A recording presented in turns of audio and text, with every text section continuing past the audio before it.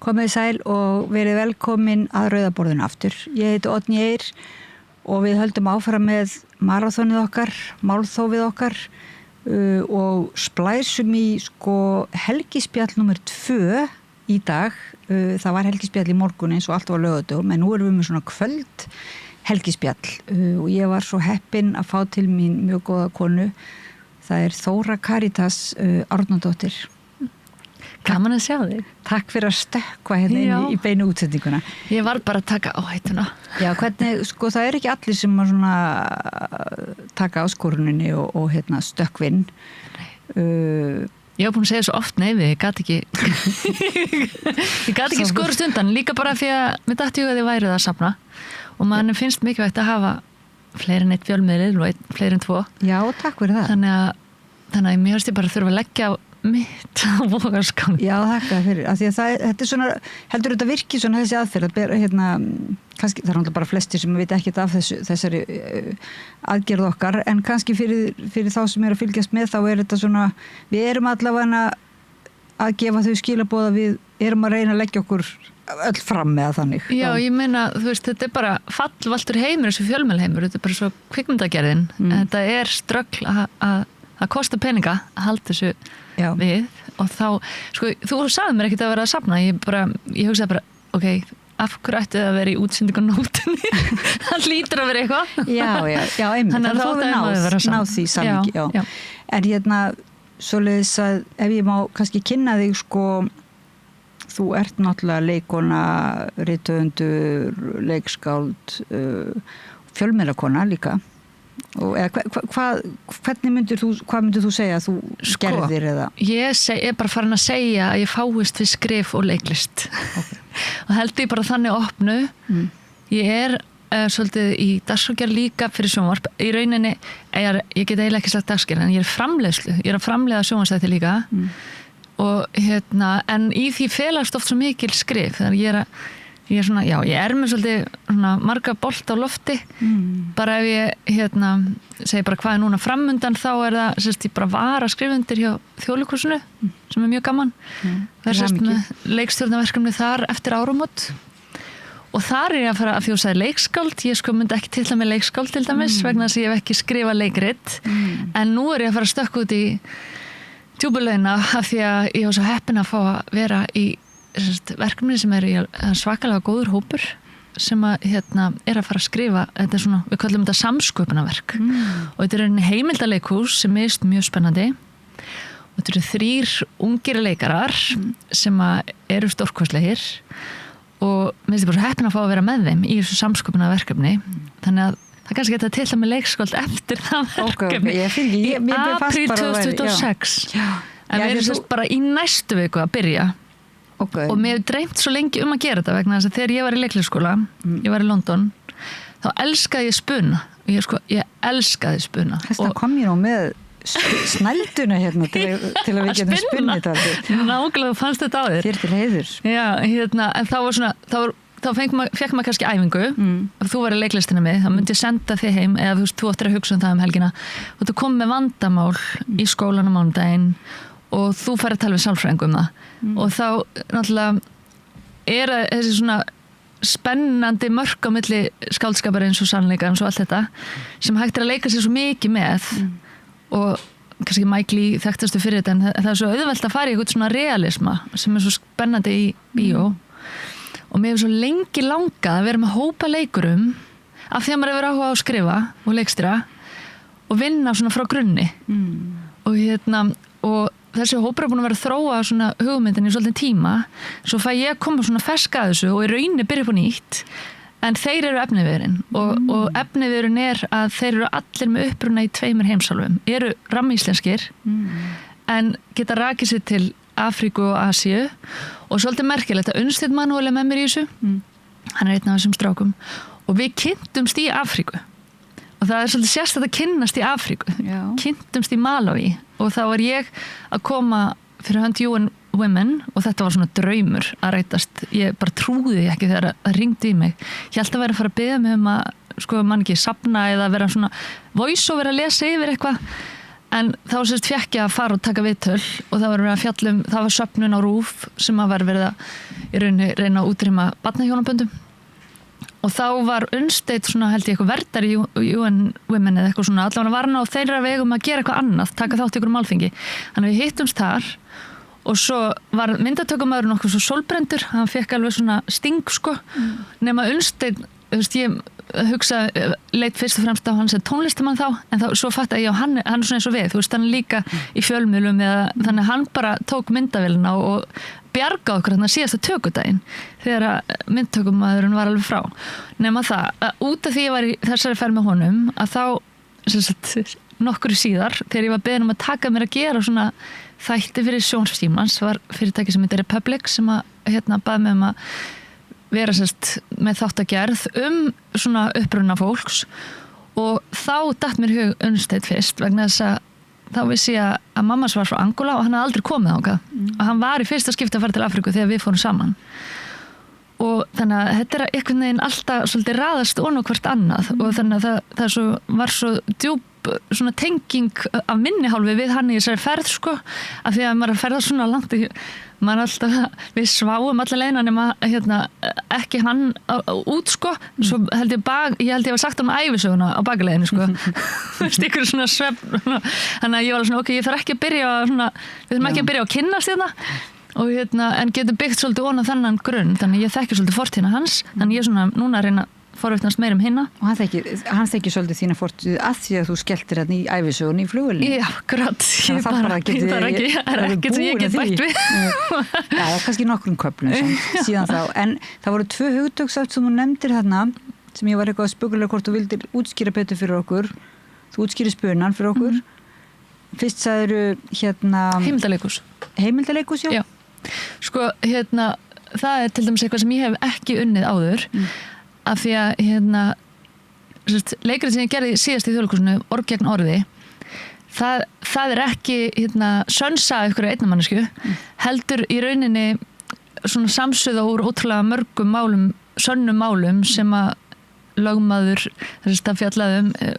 ég veit ekki hvort þú sást að Ebba Katrín lék einleikinn og það fjallaðum stelpu sem að í rauninni ákveður að hún er lögmaður og rosalega svona flott í sínu starfi og er eiginlega alveg svona bíræfin næstu og lendur svo sjálf í því að þurfa að fara í gegnum kerfið og kæra og þá fáum við svona alveg hina hliðina nema að höfundurinn er lögmaður og hún heitir Susie Miller og hún var búin að starfa í 30 ár við að vera réttargæslumaður brotaþola þannig að hún móðar úr þeirri reynslu og býr til verk þannig að þetta var ekki svona byggt á mannesku einni heldur kannski bara öllum sem hún starfaði með en þetta er svona þannig erum við með manneskjurnar við erum að taka söguna þeirra en það sem mér finnst skemmtilegt er alltaf þessi þú veist ekki hvenær er lygi og hvenær er sannleikur þannig að við munum líka leika okkur svolítið mikið með formið og kannski koma aftan að með eitthvað og þú veist við ætlum að vera svolítið í skemmtigýr við erum í rauninni næstu í að vinna með uppstandsformið að einhver leiti en þeir eru náttúrulega allir líka einhverju tónlistamenn og þú veist þannig að þetta verður svona svolítið sirkuspartí sko og heimildaleikhúsi er í rauninni, já, stundum í heimildaleikhúsi hefur bara fólk sem hefur ekki lært að vera leikarar tekið þátt. Kannski, þú veist, bara einhver sem ákveður að vinna með eitthvað þema, svona site specific, þú veist, á stað, ekki andli í leikhúsi, kannski einhver rými, ákveður bara að gera leikhús úr rýminu. Það er kannski bara fólk sem er að í vinninni eða eitthvað. Og svo allt í hennu kannski eru bara svona smelt upp smá leikriti og ekkert endilega menntaði leikara að leika. En það er líka svona tækifæri til að leika sem er bara eins og sansan. Já, þú veist, að þú notar aðferðir skáldskaparins til þess að glæða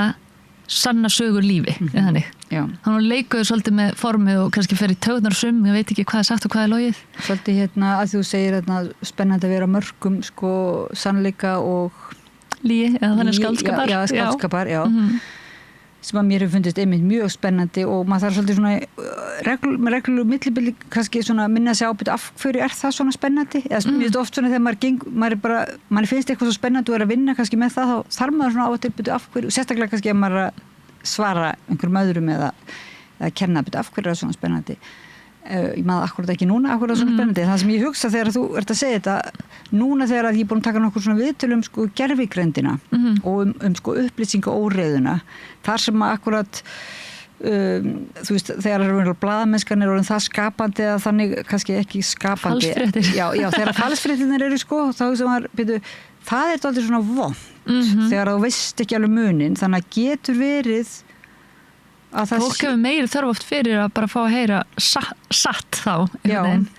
og í rauninni það sem við erum að vinna með í þessa sýningu er þannig, við erum að fara rosalega nálægt þeim og svona segja satt og þeirra upprinn og allt þetta, svo kannski sprengjum við inn á milli í eitthvað grín sko sem við kannski jafnvel segjum að hafa verið eða þú veist en sannleikurinn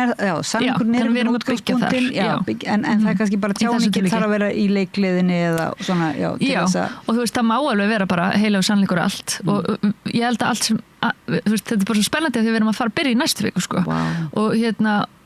og þá er ég að fara að gefa þeim allskins æfingar sem við leikum okkur með og líka bara að spyrja þá út í allskins þannig að ég er á svona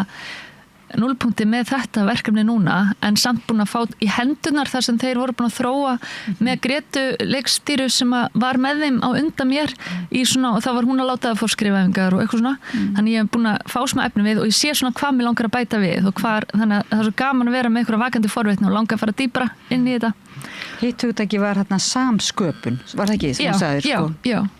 Maður skilur það, allir áhörvendur og hlustendur skilji hvað þýðir samsköpun, en getur þú samt sagt það svona praktist, þú veist, er þá engin höfundur sem er skrifað fyrir verkinu? Já, sko, leikskáldið er bara leikskáldið og einn með það, en í samsköpun þá var oft leikhópurinn og leikstjórinn eða bara leikhópurinn sem eru þá höfundaverksins. Í þessu tilviki erum við öll, en ég legg samt rosalega mikið upp úr því að ég er að hlusta á þá og þetta er þeirra saga. Það er svolítið eins og ég skrifaði sögu mömmu. Þú veist, ég svona ímynda mér ég færi hennar spor. Þannig að ég er algjörlega að fara, þú veist, nota þeirra efni ég kannski kemur ykkur tillögur og svona. En ég er samt að taka ábyrgðina á því að raða niður handritinu í rauninni. Og eins og maður gerir bara líka þegar maður er að leikstýra. Það er oft miklu meira fylgt í texta heldur en fólk fattar og þú veist laga þýðinguna og allskinn svona máti í munn leikara og eitthvað þannig að þetta er svona þannig samsköpunarverk að við erum að gera þetta saman en og berum í rauninni við erum öll til við höfundar af verkinu þannig. Þetta er nú aldrei spennandi. Þetta er mjög spennandi. Þannig að þetta er að byrja núna og ég fæ viku núna og svo vinn ég úr því í rauninni og svo byrjum við æfi í janúar næsta ári og það er frumsýnt í mars. Þannig að við höfum smá svona ég var bara dett inn í þetta núna þannig við höfum við hans bara eins og dott í lukkupottin sko. En það hefur einhverja merkingu einmitt að byrja er það ekki til að koma ferlinu svolítið eins og þú varst að segja í skólanum að ef þú verður að biðja mig að fara í spuna þá myndur þú gefa mér verkefnið og ég ætti samt yfir helgi eða einhver tíma eða bara núna eða núna, það er svo erfitt svona. Já, og en þeir eru bara svo opnir og frábærir þessi strákar svo ég er búin að vinna nokkra daga með þeim og svo þurftum við bara að vera rosa snögg að finna titil og fara myndatöku fyrir plakkut og svona þeir eru búin að vera í þessum fasa svo fáum við viku núna í svona djús fáum bara að vera í friði við þessa vinnu sko og svo byrja svona hefðbundi vinnuferli í janúar þar sem maður byrja bara að æfa verkið. Svo ertu nú að klára annað verkefni sem hún kannski er ekki gott að vera að segja frá of mikið af því það er svona, Já, það er verkefni sem ég hef verið að vinna fyrir RÚV sem er búið að vera í rauninni alveg 2 til 3 ára prósess og og ég er að vinna það með Sigursteini Másinni, ég get sagt það, en mér langar svo mikið að hann segi frá því frekar en ég ein. En þetta er mjög spennandi verkefni og við erum alveg búin að leggja líf og sál í þetta í rauninni og við erum búin að vera í tökum sem sagt, við tókum svona þróunartökur, við fengum þróunarstyrk frá KMI og þetta er svona, við erum bæði í tökum í Noregi og Íslandi og svo núna er að detta inn loksins framleiðslustyrku frá KMI, þetta tekur, þú veist, það eru alveg 2 ár síðan að við fengum hennar þróunarstyrk og ég held að við erum svona með þetta en kvikmyndasjóður var tómur og við þurftum að sækja aftur og ef það er eitthvað sem ég bara vil biðla til ríkisstjórnina þá er að stækki þennan sjóð annars eru þau bara að borga fólki sko atvinnuleysisbætur, þetta er alveg galið þetta er svo rosalega atvinnuskapandi sko og við þurfum að vera svo miklu meiri lobbyistar listafólki sem við kunnum ekkert en það þarf að stækka þessa sjóði því að þetta er bara, það er svo rosalega mikil uppgangur í greininni og mikil þekking sem við safnast svakalega og það er doldið synd ef það er einhvern veginn eða fellur bara sjálfsig og þetta er bara ákvörðun stjórnmálafólks það er rosalegt, þetta er bara ákvörðun ráðamanna hvort við getum lifað af þessu ekki þú veist, ég bara aldrei verið jafn mikil áhætt störfsemi eins og núna við að framleiða hana þátt þetta bara svakalegt, svo allt í einu bara blessast þetta og maður bara, guð minn góður hvernig blessaðist þetta og hvað ég að pæla og bara, þú veist, með 3 börn og hund og en þetta svo fyndið, ég bara eins og þetta sé maður einhvern veginn Fyrst, já, það eitthvað þarna sem þér finnst þess virði og gaman, það eitthvað að vera dálítið á bláþræðinu með svona ég fæ ekki droslega mikið út af því svona praktísið en mér finnst rosalega gaman að fást við það sem ég hef áhuga á og í rauninni detti bara inn í þetta af tilviljun en samt löngun þegar ég í háskólanum, ég var bara rétt 20 þegar ég fæ símtal það verið að reyna að draga mig pólitíkina og ég var alltaf nei og nema svo var ég búin að samþykja að vera fyrir hönd guðfræði nema okkur rosalega neðalegu sæti í Rösku og var alltaf verið að hringja og viltu vera í þessa nefnd og ég alltaf nei og svo var hringt einu sinni og viltu gera sjónvarpsþátt á Skjá háskólasamfélagi og ég bara já. Og þannig byrjaði þetta og þá datt ég inn í Skjá og maður fattar það bara eftir á að þetta var kvikmyndaskólinn manns og maður gekk bara í öll störf og maður klippti, sátum í klippiherbygginu bara alveg fram á því að koma því að setja þáttinn í útsendingu og maður var bara í A til Ö prósess og þetta var bara, ég elskaði þetta og náttúrulega þegar maður svona ungur að fá að stjórna sínu vinnu því maður gjörsamlega sjálfur og gera það sem maður er áhuga á að það svolítið erfitt að fara frá því og í rauninni ég var að segja það frammi að eina skipti sem ég var, ég hef einu sinni verið fastráðin og það var á Fréttablaðinu í gamla daga og ég held ég að verið þar í 1 ára því að svo fekk ég áttaði á því að ég væri með breskt vegabréf og þá kom ég inn og skrifstof til Gunnarsmára og bara ég ætla að fara í leiklist, þetta eitthvað tákn og þannig að maður það verið alveg stundum verið mjög svona skeri að vera einhvern veginn ef maður veit ekki næsta verkefni og bara hvernig ætla ég að redda þessu svo allt inn þetta eitthvað inn og maður skilur þetta ekki og maður svona eina sem ég hef lært í þessu bara að reyna að treysta og sem hefur stundum alveg verið mjög erfitt og þá maður farið ykkur örvending og rugl en það er bara eins og þetta sé eitthvað svona ef þetta lífi eitthvað þroskaferðilag þá þetta lærdómurinn í frílansbransanum að treysta einhvern veginn og ef maður ætlar að reyna að stýra ykkur sjálfur það einhvern veginn fyrir allt á hliðina ef maður ætlar eitthvað að reyna svona ákveða mikið ég ætla að reyna að fá vinnu þarna eða eitthvað það er voðalega skrítið í þessu einhvern veginn og svo bara bætast ykkur egg í körfuna fór í ritlistina til þess að styrkja svona sjálfstæði í þessu af því að leiklistin ég lærði að vera leikari en fyrir mig var það ekkert augljósislega ég hugsaði þá alveg bara að það væri miklu auðveldara fyrir mig að fara í leikstjórn af því að ég fann það á Skjá einum ég elska að vera að búa þetta til og bara sitja og hugsa konsept og búa það til og svo kannski nefndi ég ekki að fjöldaframleiða ég var ekki sérstaklega áhuga endilega á að vera á skjánum það var ekki, það heldur að hugsa þetta og hvernig konsept og nýtt konsept og gerum þetta og þannig að það er rauninni svolítið að koma heim fyrir mig að fara allt í að leikstýra á gammalsaldri ég byrjaði 2003 í rauninni og í leikhúsinu en ég fatt að ég hafði alltaf verið að leikstýra sjónvarpsþáttum ég bara vissi það ekki fyrir en ég var ráðin inn í sjónvarpsþátt og beðin að vera svona umsjónarmaður og svo allt einu mætti leikstýra og ég alveg, hvað hann að gera? Þá var ég svona, ég hef bara alltaf leikstýrt þessu frá að til lög og þá svona íslenski stíllinn að gera allt en það hjálpaði mér svolítið að stíga inn í það og og ég er svo þakklátt að lífið því að minnst lífið líða svo rætt svo þakklátt að hafa fengið að stíga inn í leikstjóran af því að þar finnst mér ég koma svolítið heim En þú lærðir guðfræði og ritlist og þetta, hvað er það svona sem að getur séð hvar snertiflötuna eða hvar skarast þessi svið Guðfræði er náttúrulega klárlega bara þetta að treysta og þora að vera í þessu ruglu öllu og hafa samt eitthvað traust að svona Þess að meina bara guðfræðin fyrir þig hafi bara eiginlega verið leið til þess að nálgast trúna eða svoleiðis? Já, þegar ég fer þá svona fannst mér jafnvel eins og ég fjarlæðist trúna svolítið og fann hann svolítið í stúdíuleikhúsinu bara svona, já, hérna á ég að vera en svo er þetta bara búið að standa svakalega með mér í gegnum lífið að hafa verið í guðfræðinni Sálgæslan er mögnuð margir vinir mínir núna að fara í endurmenntun í sálgæslu og maður finnur það bara, þú veist, í áföllum eða bara fólki kringum mann er að lenda í áföllum eða maður sjálfur er mist eða að maður svona veit aðeins, já, ok, ég veit aðeins við hverju á að búast hérna. Það eru 7 sorgar eða stig sorgar eða þú veist eitthvað bara svo margvíslegan hátt hefur Guðfræðin staðið með mér einhvern veginn og svo held ég myndi segja í báðum bókunum mínum að þá sé hún mjög ofarlega á blaði sko, Guðfræðin og allavega í seinni bókinu minni þá er ég að fjalla rosalega mikið Guðbrand biskup og svona já, ég held að sú bók hefði skrifað sér allt öðruvísi ef að ég hef ekki farið í Guðfræðina og Guðbrand biskup var bara svo heillandi karakter ég var alltaf, ritstjónum var alltaf heyrðu, þessi bók er ekki Guðbrand biskup og ég var að skrifa aðra bók Guðbrand biskup hann var náttúrulega bara svona algjör hann var með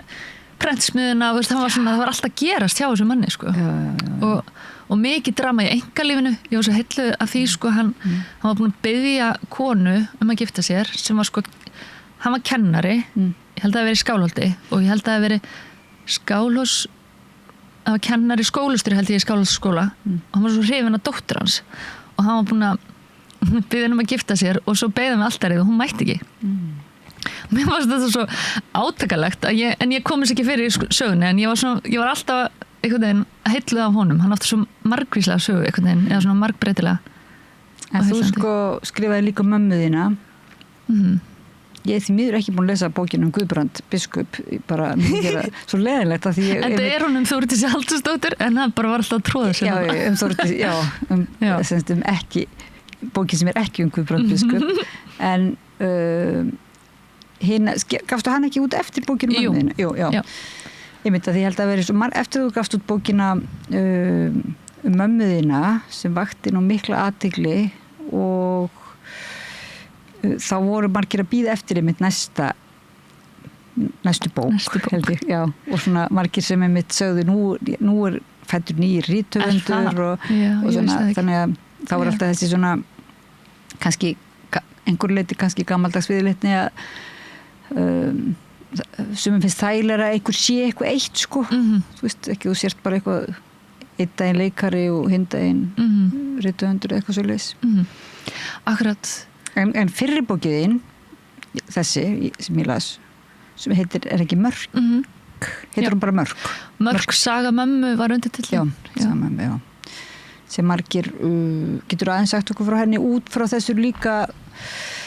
að vinna með mömmuðinni, sem var nú yndisleg kona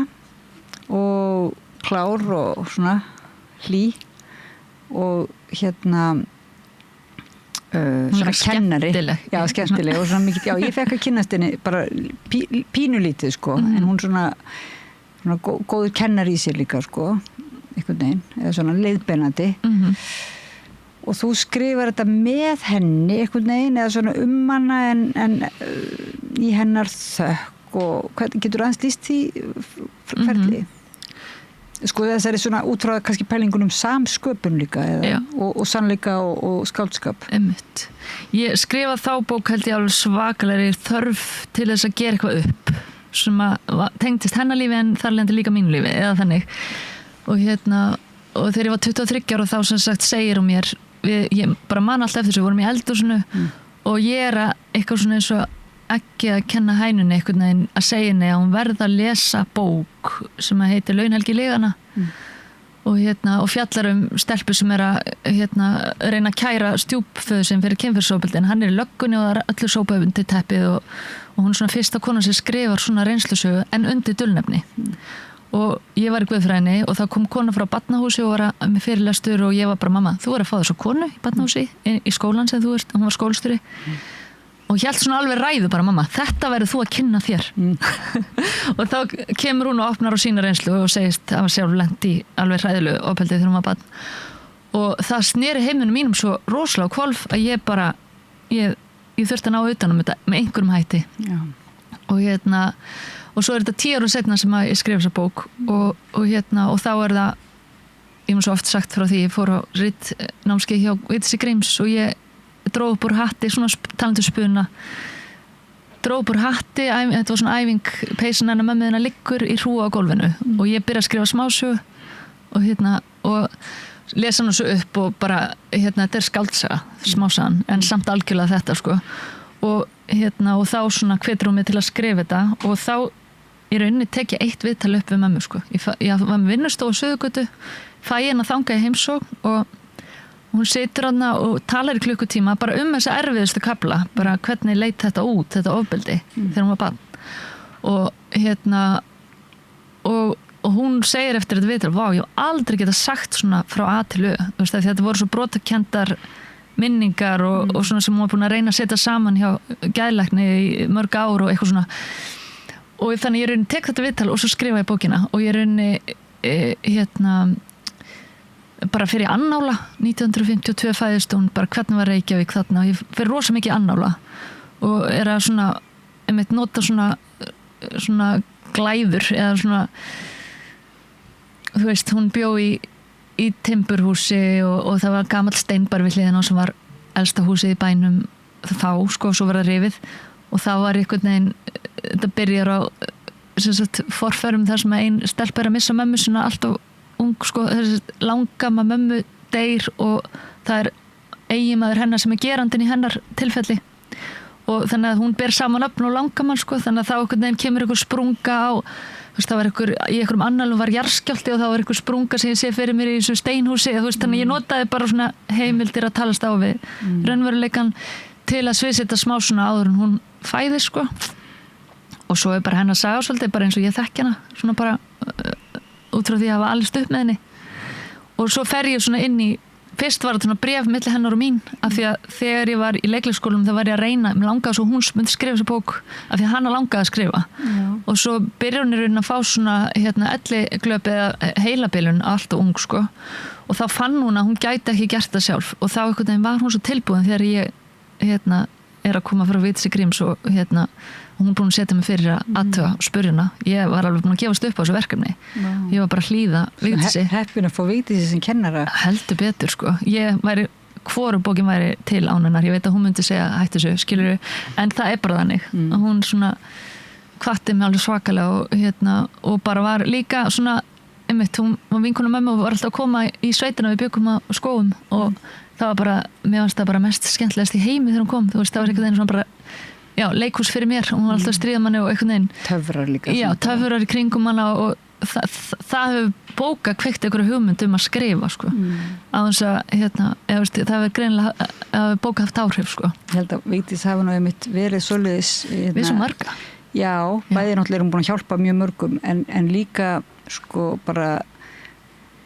ég held að hún hafi gefið manni pínlítið svona mörgum konum svona þessi hugmynd að það væri hægt að vera að það væri áhugavert að skrifa bara talandi áhættu starfsemi þegar hún var í þessu, sko ein með 2 börn og þú veist og bara fari gegnum allt aðra múra en við, þú veist, hún bara reiði ykkur á múra sem að við fengum svo að njóta og að búa að reiða vegi ykkur neginn þannig að þú veist og hún svona með þessa, sko svona eins og sem eitthvað beintengingu við eitthvað skáldabrunn eða eitthvað svona sem getur svona skvett á fólk ef hún þannig stuði og bara fyrir til eitthvað svona álög hlýðurinni frekar svona það nú völvuleiði í skóum einmitt svona völvu hvað það? Völvuleiðir inn í skóginum, það þetta alveg við gamlu heimavistina hvar bjuggu þið í Ég bjó þarna fyrir neðan í skólastjóra á bústæðnum og svo bjó ég líka þarna fyrir ofan hjá heimavistinni Já Voruð þið mörg ári í skóm? Já, ég flutti þarna 6 ára og átti bestu vinkonur þarna á Sveitabæ og ég fann einmitt svona miðum daginn ég var svona rosalega hef ég verið ofvirt barn það var svona miði, svona dagbókafærsla bara vaknaði klukkan 7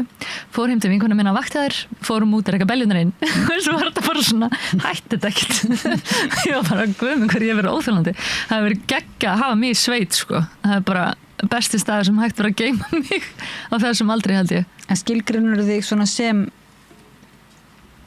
ofvirka eða þannig? Ég fæ ekki greiningu en allir vinir mínir eru búin að greina mig ég myndi segja ég er svona ég þarf að hafa krefandi viðfangsefni sem ég beini orkunum minni í en þannig og það er svona og svo fæ ég líka rosa mikið hugmyndum og byrja á þessu og hinn og þannig að það er svona kreatíft element sem fylgir þessu já, vinkonum minn segir ég sé næm og skapandi en já, ég hef mikla orku sko. Trúir á svona greiningar, hvað finnst þér alla greiningarnar núna? Já, ég hef enga skoðun á því sko. Ég held bara að geti hjálpa rosa mikið og bara þú veist, ég held samt að það sé ekki alltaf verið að greina rétt eða þannig, þú veist, og ekkert alltaf til gags en bara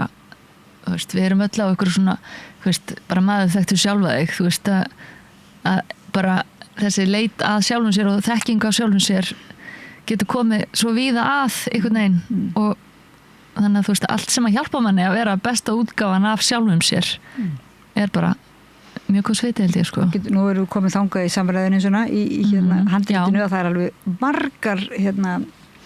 leiðir sem við getum farið áfram og dálítið margar spennandi. Ég er að spökulur að þetta er Helgi Spjall að spyrja það aðeins út í sko, þú ert búin að tala aðeins um mömmu þína hún var skólastjóri og þú skrifar þessa sögum hennar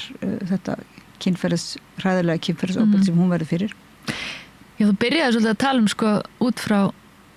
því að skrifa svo næstu bók og svona og ég man eftir því að þegar ég fór með þetta til ritstjórans mín sem yndislega Guðrún Sigfúsdóttir sem ég sakna mjög úr sko forlaginu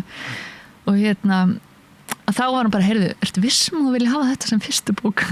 Þetta er svona eiginlega eins og fólk gerir í svona lok rithöfundaferil síns og mér varst það svolítið fyndi en ég var stundum hugsað bara, já,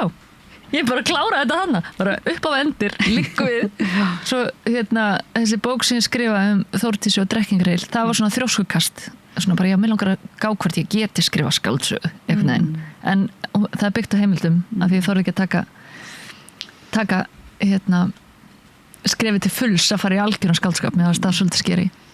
hafa enga ramma. Já, er eitthvað þóra, er þetta ekki bara kannski það sem þú svolítið svona þitt svitaldið sem þú ert líka að fara að gera núna í leikhúsinu þú veist, þetta heimilda Jú, já, það getur náttúrulega verið að maður sé bara að þurfa að sætta sig við það að maður er komið á ákveðna línu ég heillast af bíómyndi sem ég vil horfa og það er bara æfisögu vísindamann og listamanna með eitthvað svona kreatíft ströggl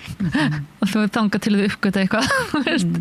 og þannig að það er svolítið línan mín ég er bara búin að átta mig á því, það er þessi sannsaga sko. Þessi svona líka það sem raunverulega hluti af ferlinu er að grúska ofan í og líka þetta þegar maður er svona frílans sko, og þarf að velja verkefni búa þau til sjálfur eða þá stundum að velja að hafna einhverju sem að mann er rétt að það hjálpaði mér einu sinni þegar ég var sko, því ég kem úr ég má tala út svona hjallar aftur eða ekki? Jú, alveg einmitt sko. Er það ekki það sem varst að byrja? Við komum aftur að sko öðru hringtorki setna. Já, að þegar ég er búin með leiklistina þá fer ég svona beint inn í, ef við setjum upp sjálfstæðarleiksýningu sem gekk rosa vel og ég fer svona aðeins inn í stofnarleikhúsin, bæði leikfélag Akureyrar og Þjóðleikhúsið og svo svona, einmitt set ég upp, þú varst að tala um það fyrir viðtali einleik Rachel Corrie, ég heiti Rachel Corrie í Borgarleikhúsinu og þá datt ég út úr svona lúppi í Þjóðleikhúsinu því að ég heiti Rachel Corrie var á eigin vegum, á svona sjálfstætt starfandi leikhús og þá svona datt ég út úr svona lúppinu og ég bara, og hvað ég gera núna þú veist, ég einhvern veginn kunni ekkert að fara að banka bara heyrðu alltaf ráðum hérna aftur eða eitthvað, ég vissi ekkert hvernig það snúa mér og þá var ég svo heppin að vinkona mín, hún var að læra svona markþjálfun og hún sagði við mig, má ég taka því svona, viltu vera tilraunadýr hérna og þá átti maður að finna gildin sín og í rauninni svolítið miða verkefnin út frá því eða þannig og í þessu kom upp hjá mér skrifin sko, að að ég er svona, ok, hvað ef ég hætti að líta það sem svona algjört fyrir mér var það bara eins og sumi mála bara til að líða vel að ég nota skrifin þannig, bara svona eitthvað sem ég bara þurfti að gera eða þannig og þannig ég er svona, ok, hvað ef ég setja það í fyrsta sæti og þá fór ég í þessa ritlistina og ég finn það að ég kem stundum aftur, ég man ekkert hver gildi mín voru en samt kem ég aftur að því að finna að þessi verkefni er að raðast inn í það svona einhver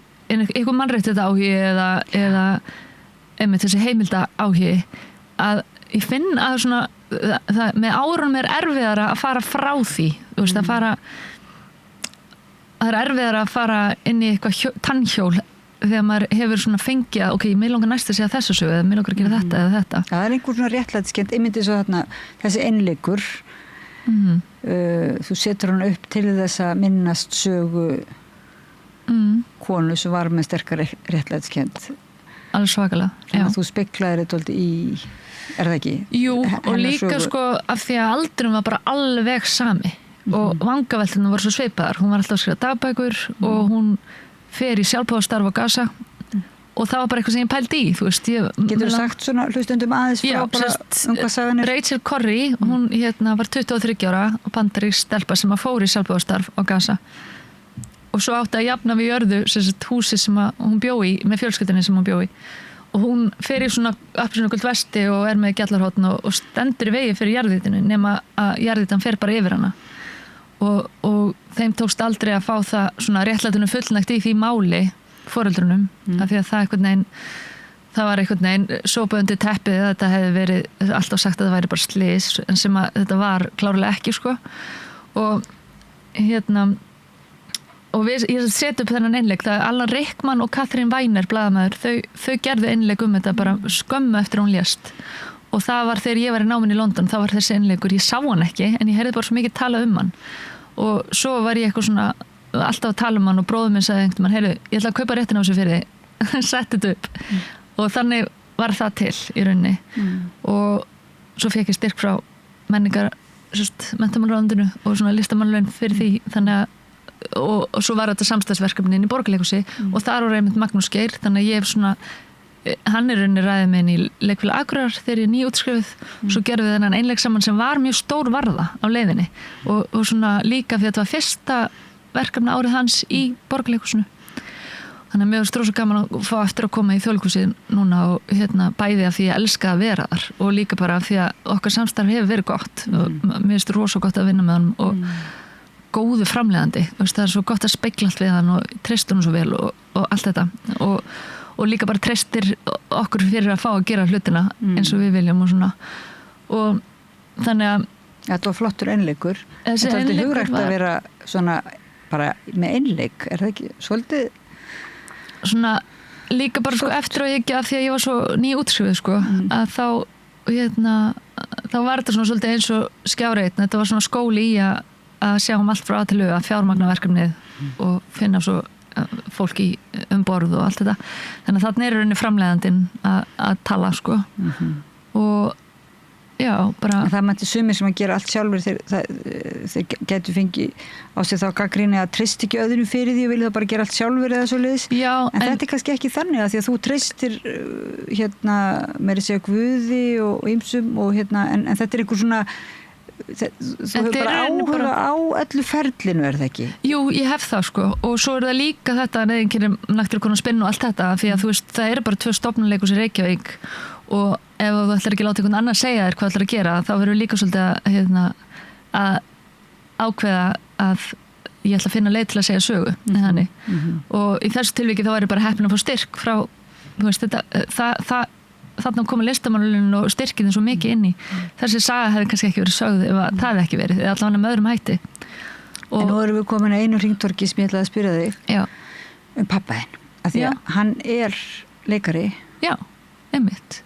og af því þetta er helgispjall getur þú kannski svona upplýst og líka kannski nafn mömmuðinnar á eftir síðan getur aðeins sagt okkur frá þeim svona sem personum og í þínu uppeldi Personum og leikundum Personum og leikundum og svona áhrifa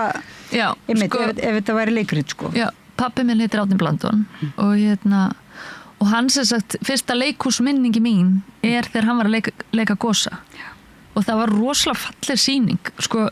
í minningunni var ekki Brynja Ben leikstýrði þessu og það var svo flott lúk á þessa sýningu það var svona gothic einhvern veginn heimur sem var búið að skapa og það var svo sterk minning fyrir mig af því að líka sko pappi og mamma skildu rétt eftir þetta eða eitthvað svona og líka bara af því að ég fór ábygglega ofta að sjá þessa sýningu og það var svona kvalur sem öll börnin voru svo hrædd við og nema ég var svo hrædd við Sigga Sigurjóns sem var sko að leika enginsbrettuna eða flökku og samvisku Gosa og ég man eftir því sem barn að vera bara af hverju er ég hrædd við Sigga Sigurjóns ég þekki hann er mjög góð maður og af hverju er ég hrædd við hvalinn eins og allir hinni og ég man eftir að vera eitthvað svona að greina þetta og að fara baksviðs og allir að taka eitthvað gerfi af sér og svona og þú veist, ég var hrædd við bróður minn þegar hann fór í jólsveinabúning sko, af því að ég bara greinilega trúði svo mikið á gerfið eða eitthvað en þannig að þetta var svona stóru sterk minning og svo í rauninni frá því að 2 ára þá elsti ég ekkert upp með pappa var svona, þetta náttúrulega svo ólíkt í dag þar sem er svona vika ég trúi svo mikið á það að skipti máli að fá að hitta og kynnast foreldrar sínum sko og pabbi fór til Bandaríkjanna og við fórum út á land og svona þannig að það var svolítið mikið sparistemning yfir þessu sko og spennandi að fara til pappa og svona nema hann fór í leiklisskóla sem heitir Webber Douglas í London og svo var hann að kenna mér eitthvað svona sviðsparta eða eitthvað svona spennandi sem hafði verið í þessum skóla sko og nema ég fyrir þennan skóla líka þegar ég er 25 ára og svo segi ég við sko skólastjórinn ég er algjörlega á röng fóstum sko ég er bara að leita pappa mínum og hann bara já takk fyrir að segja mér frá þessu að ég sagði hann miklu rosalega sögu sko og þannig nú veit ég af hverju ég er að loka skólanum mission completed og ég bara takk og ég reyndar kannski ég var svolítið klókt þegar ég var í inntökuprófum þá sagði ég að ég var týnda dóttir hans komin heim og hann alltaf hélt bara að ég var í framhjálpsbarni sitt og hann bara roðnaði bara guðngóður nei og það var náttúrulega bara því að pappi hafði verið í skólanum og En náður þá að tengjast pappaðinu fannst þér í gegnum það ferli að vera í þessu sama námi og Já, ég held ég að vera svo mikið verið að tegja mig til hans í gegnum þetta sko og við erum bara með rosalega líkt áhugasvið við erum bara mjög lík að mörgu leyti og við tengjum þetta sko og getum alltaf rætt þessa hluti og svona hann verður svona mikið að grúska og pæla og mér finnst eiginlega fáir betra að greina leikhús og svona við höfum svona jafn mikinn nörda áhuga á góðum leik einhvern veginn þannig að hann til dæmis komi þegar ég er að leikstýra þá fæ ég hann svona einu svona inn sko bara svolítið ánað, hann sé ánað sko það er svona já veit að þá er eitthvað annað en ekki það er ekki svo þörf núna sem kannski var áður að eitthvað þurfa að sanna mig er ekki þannig sko en En bara líka treystir hans ég bara treystir hans dómgreind í því og má hann líka gagnrýna og hefur hann gagnrýnt já, guð minn góður, já ég var einmitt ykkur til hann að lesa með honum í sko, hann er svo góður í texta og hann er svo góður í að finna fjölbreytni í texta og textavinnu og ég var einhvern veginn að lesa með honum í útvarpinu Ljóð og ég man að Steinunn Ólína hún var bara hvernig var þetta? Það var hún einhvern veginn unni með mömmu sinni og þannig að en það er ég er þannig sem leikari ég vil fá bara hardcore sannleikan til þess að geta einhvern veginn og leiklistaskólinn náttúrulega bara fjallar það sko það að þola gagnrýni sko þannig að ég fann eins og þeir eru komið réttlistina að þá það að vera í svona herbyggi með öðrum höfundum sem er að koma komment og svona ég drekka þetta í mig og bara takk og svo nota maður bara það sem maður finnur að einhvern veginn rými við það sem maður vil sjálfur gera en meðan að sumir bara hér er mitt fullkomna meistarverk og bara hvað er þú að gagnrýna þetta eða eitthvað svona þannig ég held að leiklistaskólinn er rosa góð þjálfun í þessu sko Svolítið harður heimur er ekki svona eða bara gengur bara út á þetta er ekki að svona Já, þetta er rosalega sérstakt nám ef maður pælir í því sko Þetta er stórfurðulegt nám sko, stórfurðulegur heimur sko í rauninni en ég man að pappi sagði alltaf það ættu allir að læra þetta en enginn að vinna við þetta af því að businessin er svo brútalega það að reyna að redda sér vinnu að finna sér leið getur verið svo brútal sko og hérna á Íslandi er sko langstærstu hluti þeirra sem vinna við leiklist eru utan 2 stofnanleikhúsa og þar er allt óöryggið í rauninni að sjálfstæðu í rauninni leikhóparnir eru löngu búin að sprengja Tjarnarbíó af sér sko og þar er svolítið mikil gróska í gangi og þar stefu bara hugsa það að það er svo stutt síðan að var til atvinnuleikhús á Íslandi og bara það var niðri Iðnó svo bara fyrir Elju þá var Borgarleikhúsið byggt bara fyrir einhvern veginn Ástríu og Elju leikara sem börðust fyrir sýninni sinni og núna er þessi sýn alveg sýnin er alveg það vantar danshús það er núna það er búið með við hvað er mikið gróska þá þyrftum við 1 borgarleikhús í viðbót og 1 danshús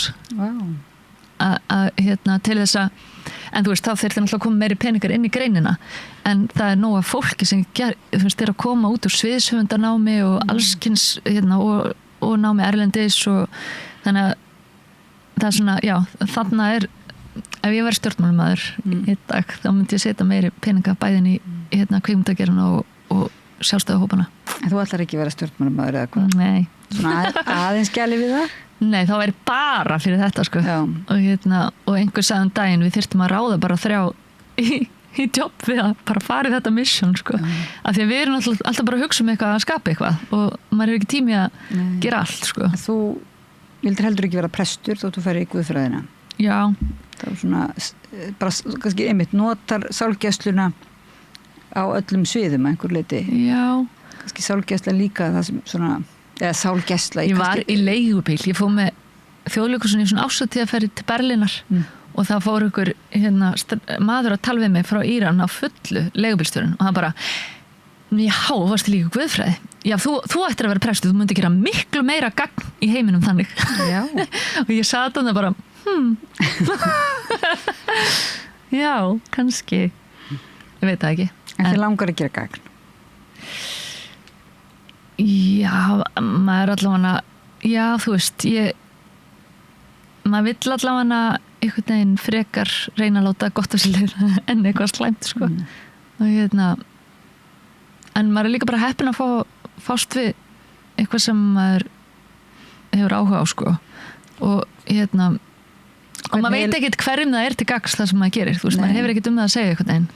það rúla bara einhvern veginn áfram. Hvernig sko elur upp börnin þú átt fjölskyldu og börn og ert þú svona byrjuð að minna þau á að þau eigi vera allir gags og slaus eða hvernig svona ég svolítið svona, ég fekk svolítið hippalegt uppeldi held ég svona átti einstæðamóður sem var mikið að vinna en hún vann samt, hún var skólustur í skólanum sem ég var í þannig að hún var svo nálægt sko og og svona eiginlega bæði mamma og amma þú veist, það var ekki mikið á svona reglum það var bara að vera góð við börn þannig. Ég held að það sé eina sem ég reyna að gera sko. Þú veist að reyna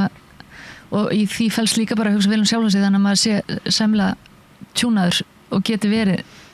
svona að koma frá góðu jafnvægi stað. En maður sleppa alveg samt ekkert bara við það held ég að skrifa sko að vera góð við börna því að það er náttúrulega mjög mér finnst bara aðal áskorunin í hverju það felst að vera góður er ekki, hvað felst í því að vera góður? Mér finnst bara aðal áskorunin í að vera foreldri núna þessi tölvuskjár og símar og allt þetta mér finnst það bara, ef það væri ekki þá væri þetta bara, eða þú veist, það bara gengur vel og er gaman sko, en mér finnst alltaf vera, svona, þurfa að vera svolítið lögga þar sko, sem að kannski er svona ólíkt því sem að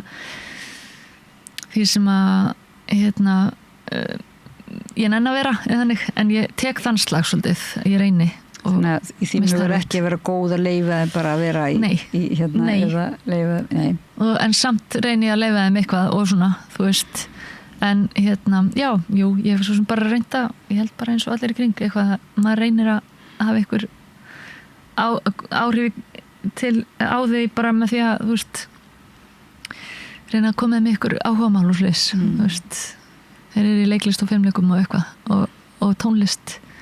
og svona að reyna, í rauninni held ég bara kannski þetta að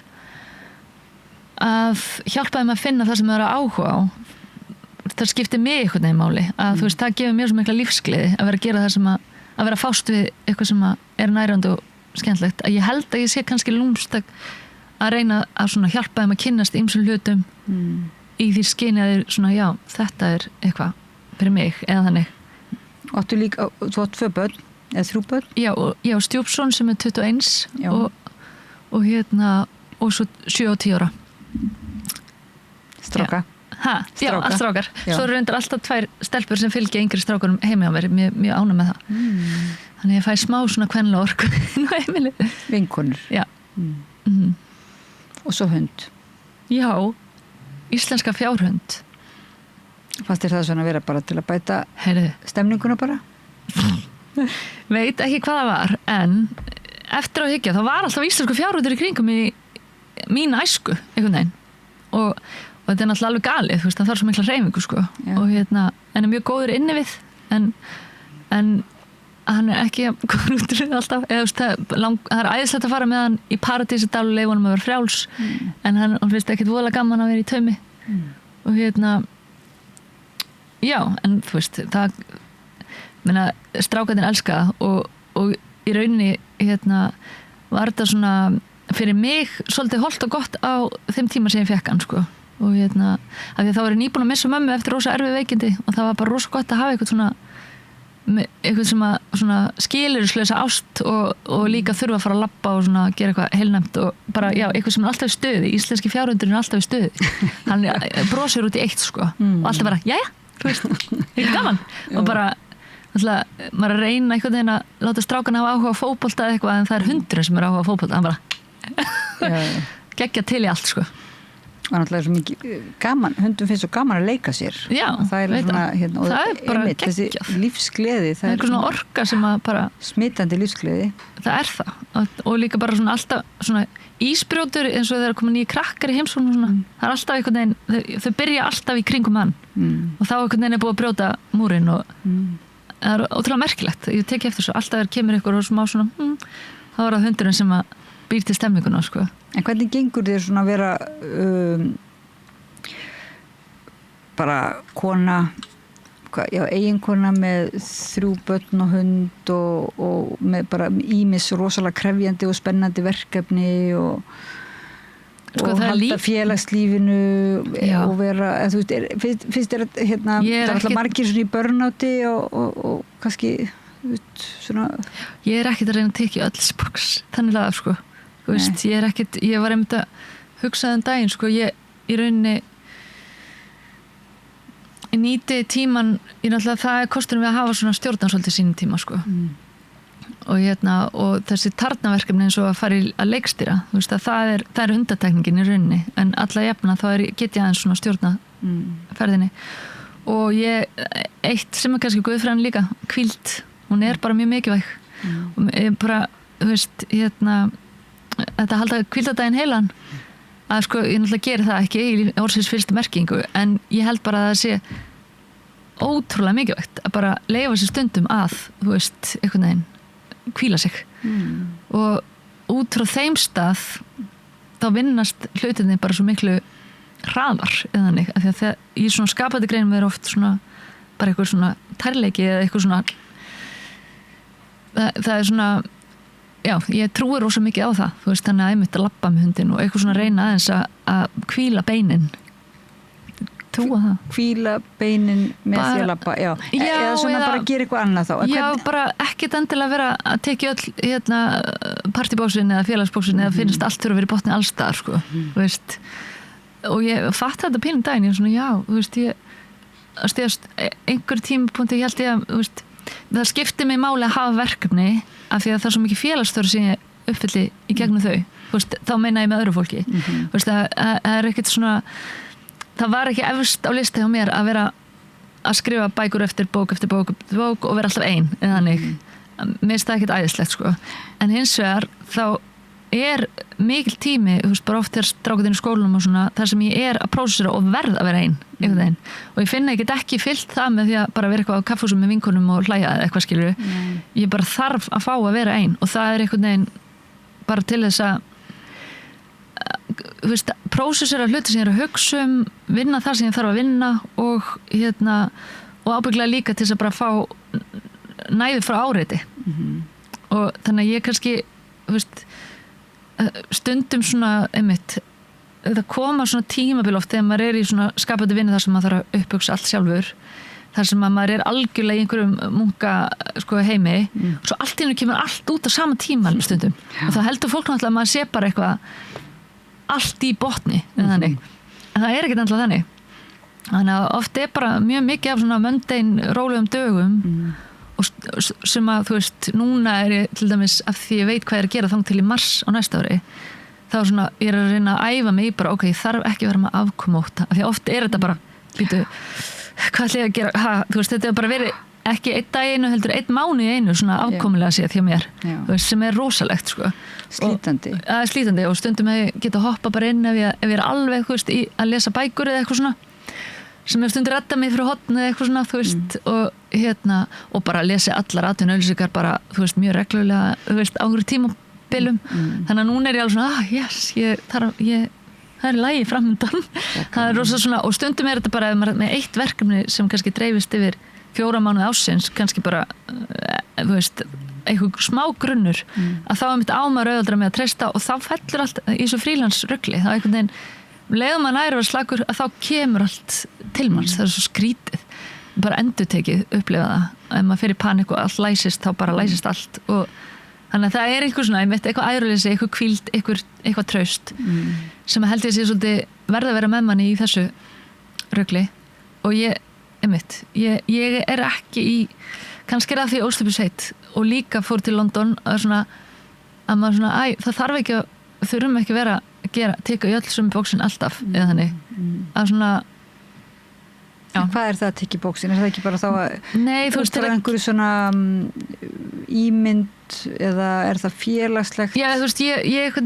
veit hvað við en svo bara allt í því voru hugsað betur Nei, bara svona að sé allt í botni allstar og þurfi eitthvað að vera svona, já, það er svo æðislegt mitt líf að ég er að gera þetta og hitt og þetta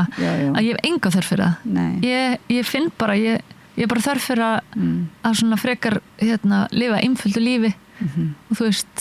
já en það er kannski bara fyrir maður að aðlaga sig að sínu lífstíl. Já, ekki einhverju glæsilegu sósíalífi og svo leiðis og vera, fjölskyldulífi mikilvægar eða þannig. Já. En sko, já, og verkefnin. En maður spyrir eitt sko út frá þessu, að þú segir hvíldin og þannig, og þú ert í guðfræði, myndir þú að segja svona að í einhverju skilningi væri þú trúið? Já, ég segja það, já. Og ekkert svona eitthvað endilega eitthvað sem að er hægt að skilgreina hvernig það svo leiðis bara svona, sko ég er ekki trúrækin eða ég er ekki fyrir trúrækni sem að eru svona eitthvað reglur og boðabönn og eitthvað þannig, sko en ég myndi bara segja þessi bara, já, mín lífsæsta að vera treyst á æðri mátt í rauninni og leita til og þakklæti líka, að ég er svona að reyna að iðka þakklæti, þú veist, og það oft hefur svona hjálpað mig líka þegar maður er stressaður yfir ykkur, að bara ok, bara þakka fyrir þetta, vatn, ok styrta eða eitthvað þú veist, það er eitthvað svona, ég er búin að átta mig að þetta þarf ekki að vera svo flókið, sko, þetta er þakklæti þetta er stundum bara smá svona bæn eða þannig út í heiminn, þú veist að þannig að þetta er eitthvað svoleiðis, þetta er með mér í rauninni á hverju degi, ég gleymi svo samt stundum og oft og allt það stundum fer ég bara með svona litla bæn viltu nota mig í dag, þú veist, einhverjum öðrum til heilla eða þú veist, bara svona eins og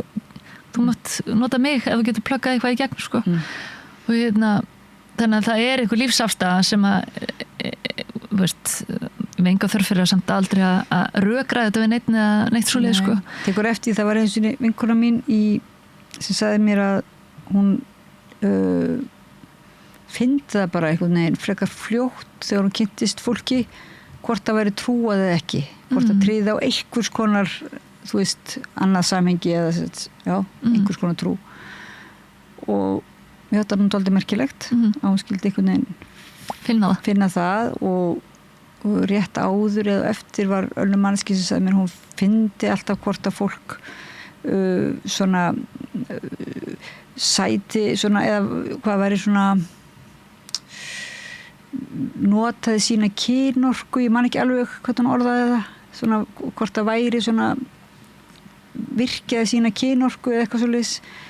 og já, það er svona nokkur atriði sem að fólk, ég teki eftir að fólk segir svona að það veiti þessu virkilega eftirtækt. Manstu eftir einhverju svona sem að þú veitir eftirtækt, finnur þú hvort í fari annara? Já, í samskiptum við þig eða svoleiðis. Kannski bara, eða þú veist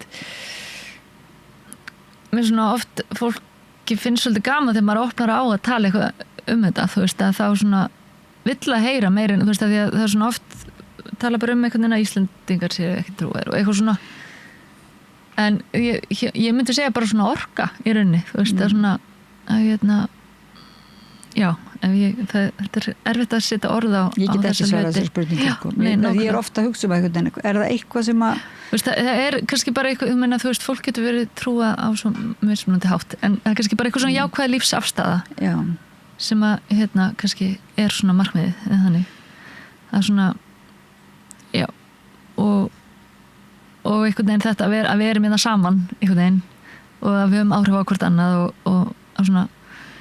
reyna að taka þessa ákvörðun alltaf að þú veist vera til góðs frekar Níls eða þannig og en þú veist, það er engin ég er mjög hippaleg með þetta allt saman sko, þú veist, þetta er ekki eitthvað, því að mér er þetta ekki formfast og þetta er hjá mér kannski af því að ég elst upp svona í nálægt náttúrunni og var rosa svona sterk fann rosa mikla sterka tengingu við náttúruna sem barn sko elst upp, þú veist, á Skógafoss og það er engin túrismi þannig að maður var bara með staðinn svolítið fyrir sig sko og það var líka enginn að fylgjast með manni, þú veist, við vorum hann upp öll fjöll og fyrnindi og vaða á og þú veist, eitthvað, það var svo mikið frelsi í rauninni og þannig að þú veist, þegar Kárahnjúkavirkjun og allt þetta var samtal og eitthvað, þetta landsvæði nú ekkert svo fínt og eitthvað, þá var ég bara vá, þetta er bara, þarna er manneski sem á ekki þetta sem ég á, einhvern veginn sem var svona sterk tenging sem bara við náttúruna, þú veist, ég skildi bara Gretu Thunberg og meðan allir bara, ég skil ekki, þú veist, ég bara skildi það en þarna kannski, þú veist, eitthvað frelsi sem ég fæ þarna sem að kannski er það sama og ég reyna að halda í með þessum hætti að eiga svona smá innra samtali eða hugleiðslu eða hvíld að hvíla lúin bein einhvern veginn, þú veist, bara þetta á grænum grundum, þú veist, bara að endurnærast einhvern veginn, þú veist, eiga já, þú veist, það kannski eins og þetta tala burnout og svona, þú veist, þetta tengist kannski líka, þú veist, við erum búin að afhelga okkur svo öllu þessu, sko. Já. Og og bara hugleiðslan náttúrulega svolítið komin, þú veist, hún kemur inn kannski á öðrum forsendum, þú veist, kannski gegnum jóga eða eitthvað stær þarna, en þú veist, þetta er allt þarna. En það er alveg rétt, svo sem þegar maður að pæli, maður tekur nú svo sem eftir því, kannski í ferðalögum og svona, hvort að fólk hefur vanist því að leyfa náttúrunni að svona endurnæra sig eða svoleiðis, eða tengjast náttúrunni, sko. Og kannski er það sterkara ef fólk auðvelt með það ef það hefur verið vanist í, sko, í barnæsku. Hún kom til mín kona sem sagði að það væru, sko, náttúrubörn, hún tryði því að við værum öll náttúrubörn að það, maður bara vendist í og gæti lært það, sko, og þyrfti að læra það raunverulega. Og svo sækir fólk þetta, sko, mismunandi hátt, þú veist, eins og bara að fara í ykkur hjólaferðir eða, þú veist, eða bara, já, að lappa hálendið eða allt þetta, þú veist, kannski eignast það kannski setna á lífsleiðinni heldur maður gerði sjálfur, þú veist, en ég manlega eftir að hafa verið í MR og svona komin til Reykjavíkur og ég þurfti bara stundum að fara upp í sveit og eftir á að hyggja þegar ég fór svona skoða meira allskis varðandi bara orku og hvernig mann líður og allt þetta, þá var það bara jartenging, bara leið til að jartengja að ég svona, þú veist, af því orka mín fer hratt upp í loft, sko, að náttúran bara, ok, þarna er ég með báða fætur á jörðinni og, þú veist, neglist ofan í moldina og hérna ég, en ekki bara eitthvað alveg út allt, sko. En er það kannski að fara í göngutúr með hund, eins og þú segir, sko, þá leitar uppi, sko, grænsvæði, svona, og einhver, þá svona aðeins leitar uppi einhvers konar náttúru inn í borginni. Fullkomlega, sko. Og svo líka bara hreyfingin, sko, mér er sagt það eftir 40 á maður að vera í göngutúrum og lifta. Já, og ert þú að lifta? Ég get ekki sagt sér að lifta, en ég fer í ræktina að kannski meiri svona, meiri meðdund það í svona síðasta árið heldur en áður og bara þegar þú missir einhvern heilabilun að þá, þú veist, fer maður alltaf að pæla í skilur hvað, er eitthvað sem hægt að koma veg fyrir og hreyfingin er rauninni eina sem að svona markvisst er hægt að segja að hægja á öldrunni eða þannig. Þannig ég reyna að taka því, ég er svona hét mér því svolítið, ok, ég ætla að reyna að taka því smá alvarlega af því ég var ekkit endlega í mikill í svona reglulegri hreyfingu og þú veist, það koma tímabil þar sem ég er ekki, sko, en ég finn það alveg, ég held að það sé satt með konur og eftir fertugt og lifta. Og það er bara meika sens líka, þú veist, að maður er með sterkar líkama þá bara endist maður lengur, einhvern veginn. Já, en er það líka gott að fyrir, sko, þessi rannsóknanda með heilabilunina, er það gott fyrir heila þess að líka að hreyfa sig líka? Já, bara fullkomlega. Það er bara, vekur bara svæði í heilanum sem að, og meiri sé að það sem er verið að reyna að gera með þunglyndislyfjum, ef þú fer og liftir, þetta er bara beintenging, vöðvarnir dæla miklu meiri efni heldur en þú tekur í lyfinu, sko. Þannig að þetta eru bara nýja rannsóknir og en alveg bara svona spot on, þetta er bara svona besta meðalið okkar hér hreyfingin, sko. En þú svona lýsir í núna nokkru sinnum að þú sért eins og þú varst lítil stelpa og fannst þetta dagbók að þú hefði farið á næsta bæ og vakið vinkurinnar upp og fara að reka kýrnar og svoleiðis og að þú eigir til að verða svona hvað eða hátt eða hvað kallar það hröð fjall ekki verk úr hendi sagði einhver, ég alveg, já, ok, það er gott En áttu þú ekki til að verða svona eins og fara yfir í hinn áttina svona Jú, sko, ég finna hreyfingi skipt til dæmis rosalega miklu máli þarna, sko og bara virkni eða hannig og jú, ég meina, ég bara þú veist, ég gengi gegnum allskins áfall sem ég þurfti að takast á við og dali og dældir og eitthvað en ég hef svona mér búið gefa til að lenda á í fótunum sko í gegnum svoleiðis og stundum minna þegar mamma deyr þá var ég alveg örmagnað því ég var búin að vera eignast 2 börn og sjá hana í hennar veikitum og ég bara líkamlega örmagnaði sko það sem sumir myndu kalla kannski burnout eða en og þá var ég bara heppin að vera sjálfstæðandi og geta svona hægt byggt mig upp og þá til dæmis hefði ég ekki geta að fara út að hlaupa í ræktina eða eitthvað, ég fer ekki út að hlaupa reyndar en þú veist, ég gata alltaf áður og þannig að það hendur ekkit alltaf skilu þú veist, ég alls ekki að mæla með því að fólk sé eitthvað í botni alltaf, þú veist, bara hlustin og sjálfan sig hvar maður en ég finn það allavega að þú veist, bara það að vera í skemmtilegum verkefnum og halda mér svolítið á hreyfingu hvort sem það er bara með því að vera með fólki og í verkefnum eða þá að fara í ræktina þú veist, en ég finn það allavega svona janúar, febrúar svona mánuðinir það er bara heiminn og haf ef ég er hreyfingu eða ekki þú veist, af því að skammdegi fer ekkert svaklega vel í mig og svona með árunum og það er líka heila dæmi að það er bara efnafræðilegt að við erum bregðumst verð við myrkrinu með árunum sko og þetta er allt ykkur efnafræði sko og ég bara, af því mér fannst allt svo gott að vera í leikhúsinu ég er heppin að næsta janúar verði í leikhúsinu að mér fannst allt svo gott að vera í leikhúsinu í janúar, februar af því að þá fer maður inn í bara rosa lýsingu og byrtu og svona gleði einhvern veginn í góðum félagskap og svo ég fundi að þegar ég er ekki í leikhúsinu í janúar, februar að þá bara hreyfing þú veist, þeirsta gleði þegar maður er svona sjálfsvættarandi sko af því að stundum það maður bara mæta sjálfsvættar á skrifborðinu þú veist Svo er náttúrulega bara að koma hreyfingu á hlutina líka, maður hugsa eins og með listina. Það er náttúrulega eitthvað svo mikil gerjun og það er oft verið að taka í einhverja þræði eins og segir í heimild að það eru gleymdar sögur sem er verið að einhvern veginn að hleypa fram í dagsljósið og þessi orkutíðni bara sem er í gegnum hreyfinguna, maður hækkar orkutíðnina í hreyfingunni sko. En þegar þú skrifa bókina sko mömmuðina, fannstu þá beinleinis fyrir þessari svona þú veist, endurnýjandi orku eða þú veist, þessari svona, hvað þetta er einhvers konar áfalla úrvinnslu eða svona lækningamætti skriftana Já, bara svona að það vera ekki að burðast með þennan póka lengur eða þú veist Já, fannstu það að létta mömmuðinni? Já, það létta mömmu sko það var bara pínulegilegt að það var svo stuttur tími frá því að það er að örla á þessum veikitum þegar við gerum bókina en hún náði samt að njóta þess sko og hún talaði svo mikið það sjálf, hann bara, vá, þú veist, bara ég bara ekki einu svona pæli í þessu, ég bara allt, þú veist, það var svo rosa mikið frelsi fyrir hana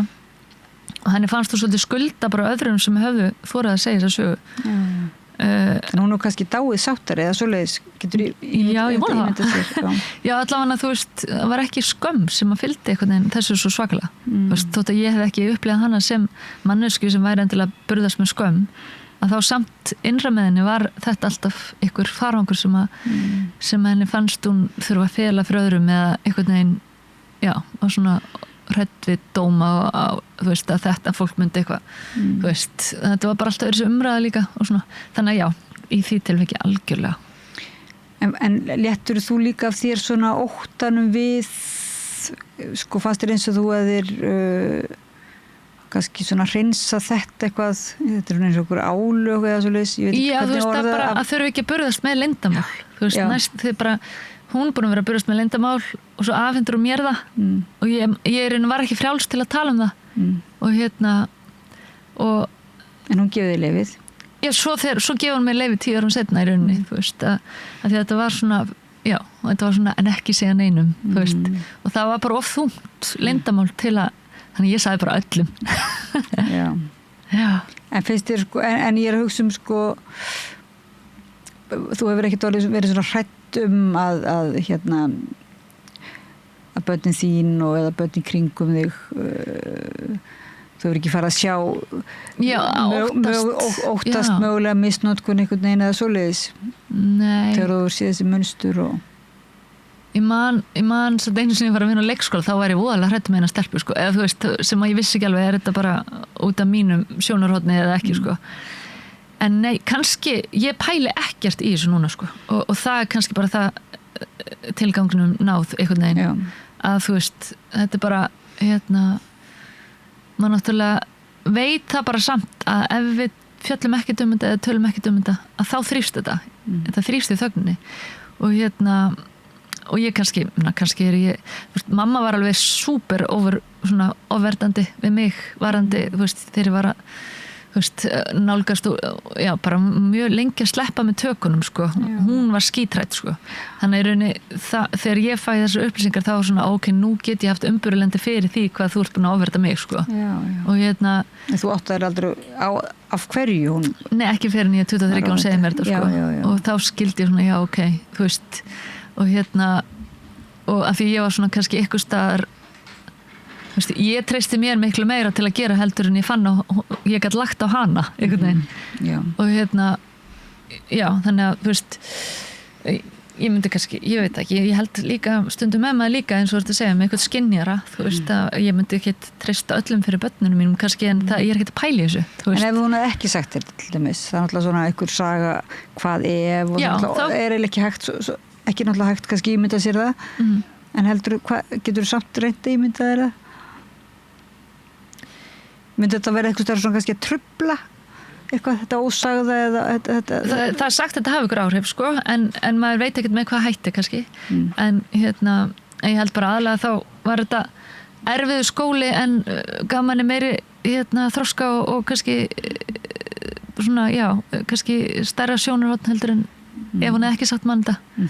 og meiri skilning á henni kannski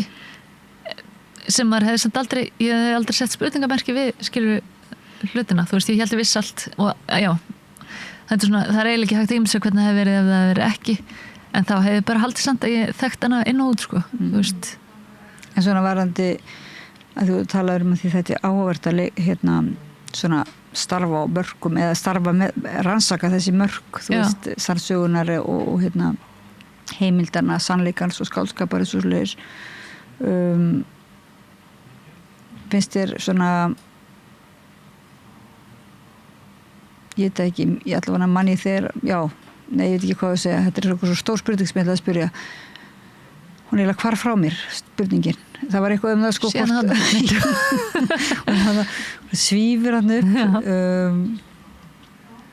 Já, hún var eiginlega það hvort að, sko, þetta með leyndamálin, sko, og skömmin á leyndamálin og svoleiðis. Trúuru, legguru kannski þar með mjög mikla áherslu á það að segja sannleikan sjálf og létta af öllum leyndamálum og vilja fá að heyra sannleikan, eins og frá börnunum og vinuðinum eitthvað svona, eða ertu bara róleg, þetta er svolítið svona stór spurning. Ég er svona persónulega. Já, svolítið of persónulega. Ég held að ég vinni svona hratt úr hlutum með því að tala með þá, sko. Og en ég er ekkert sérstaklega að leita eftir þessu, þú veist, maður kannski gera það ómeðvitað, en þú veist, ég hef svona, vorum að hlæja þessu að því við erum að byrja að vinna þetta leikrið núna og það var eitt leikarinn bara, ég er búin að segja þér meira heldur en bara öll þessi 5 ár sem við erum búin að pæla í þessu verkefni eða eitthvað og ég finna unnstæðinu þannig líka, ég sagði honum bara alla mína ævisögu að þú veist, stundum kannski það er mismunandi hvað fólk ábyggilega hefur áhuga á eða eitthvað, en svo kannski eins og oft í þessum fjölmiðlum, maður er kannski með vakandi áhuga á fólki og sögum þess og að þess að ætla eitthvað að forvitnast en kannski er bara, þú veist, ósýrætt bara, já, en hvað, en það og eitthvað, ef maður hefur áhuga á fólki og þá kannski fær maður oft svona sögur í fangið sem manni finnst áhugaverðar eða, já, sem maður kannski finnur svo eitthvað farfið fyrir, sko og svo hef ég alveg bara áhuga líka á skáldskap en það er svo oft einhver sannleikur undir fólk er að nota svo oft sjálfan sig bara með einhverjum hætti, þú veist, einhvern hluta sjálfan sér maður getur verið svo marghliða líka. Já, svo kannski líka einmitt þessi, það að segja söguna, það er ekki bara sagan kannski sem er áhugaverð, heldur hvað sagan kallar á eða formið eða hverju hún breytir, eða hverju hún kemur af stað og hvað gerist þegar einhver ákveður að segja söguna og hverju það einhvern veginn breytir og það líka kannski svolítið áhugavert að það getur verið svolítið það kannski bara eiginlega ekkert hægt að segja nákvæmlega hvernig á að segja einhverja sögu algjörlega sannleikarum samkvæmt, þú veist að það svo opaslega margar jafn sannar kannski leiðir til að segja eina sögu. Og bara eins og mamma segði hún sagði bókina bara já, þetta einu útgáfa að lífi mínu, þú veist það rúma ekki sko nema litlu táskilur, þú veist, af því að mér fannst einmitt bara já, skrifa svona dramatíska bók og mamma samt bara alltaf hérna léttust á því og bara eitthvað lengst í partíinu og þú veist, eða skilur þú veist, þannig að það hérna, maður alltaf bara velja eitthvað þátt til þess að já, til að stækka í því sem maður að gera og hérna og þú veist, einmitt svo geta hugmyndi koma hvaðan sem það þurfi ekki að vera upp úr einhverju sem gerðist í alvörunni eða þannig sko og hérna og mér finnst bara spennandi að líka aðlaga bækur í eitthvað annað form og svona bara heillast á sögum annara sem já, búin að leggja á sig kannski þann hausverk sem að felst í því að bara hugsa alla þræði sögunar og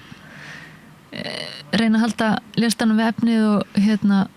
og ég hef svona alveg bara frá því ég var mjög ung alltaf já, ok, þetta getur verið góð bíómynd eða þetta getur verið góð, en svona alltaf svona framkvæmdin í því að finna formið að felur í sér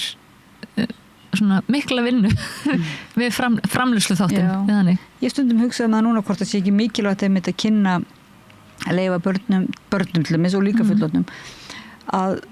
taka þátt í öllu ferlinu, skilja hvernig einhver saga verður til eða hvernig einhver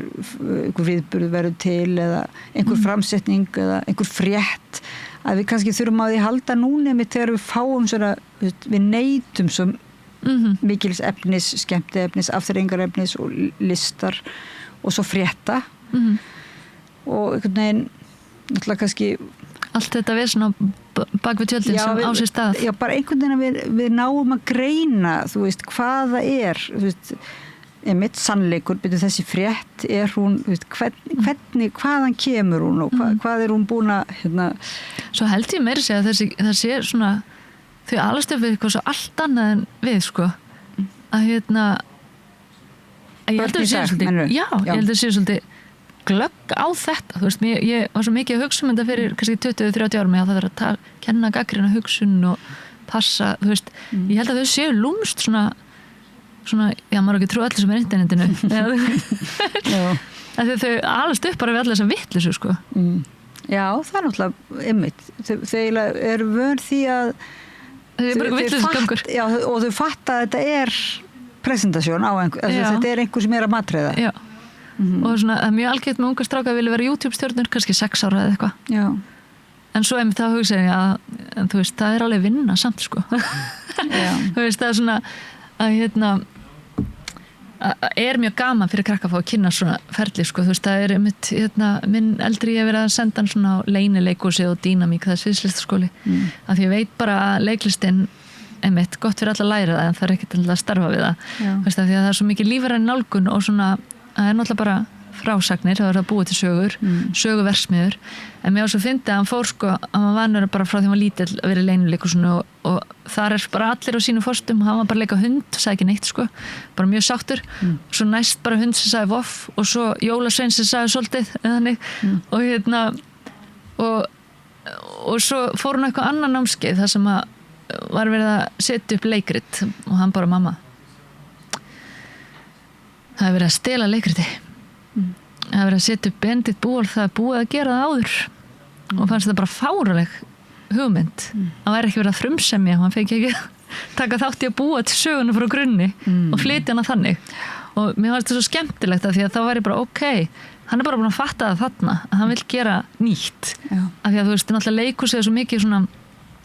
verið að gera nýja túlkun á Shakespeare eða þessu með hinum endalaust oft skilur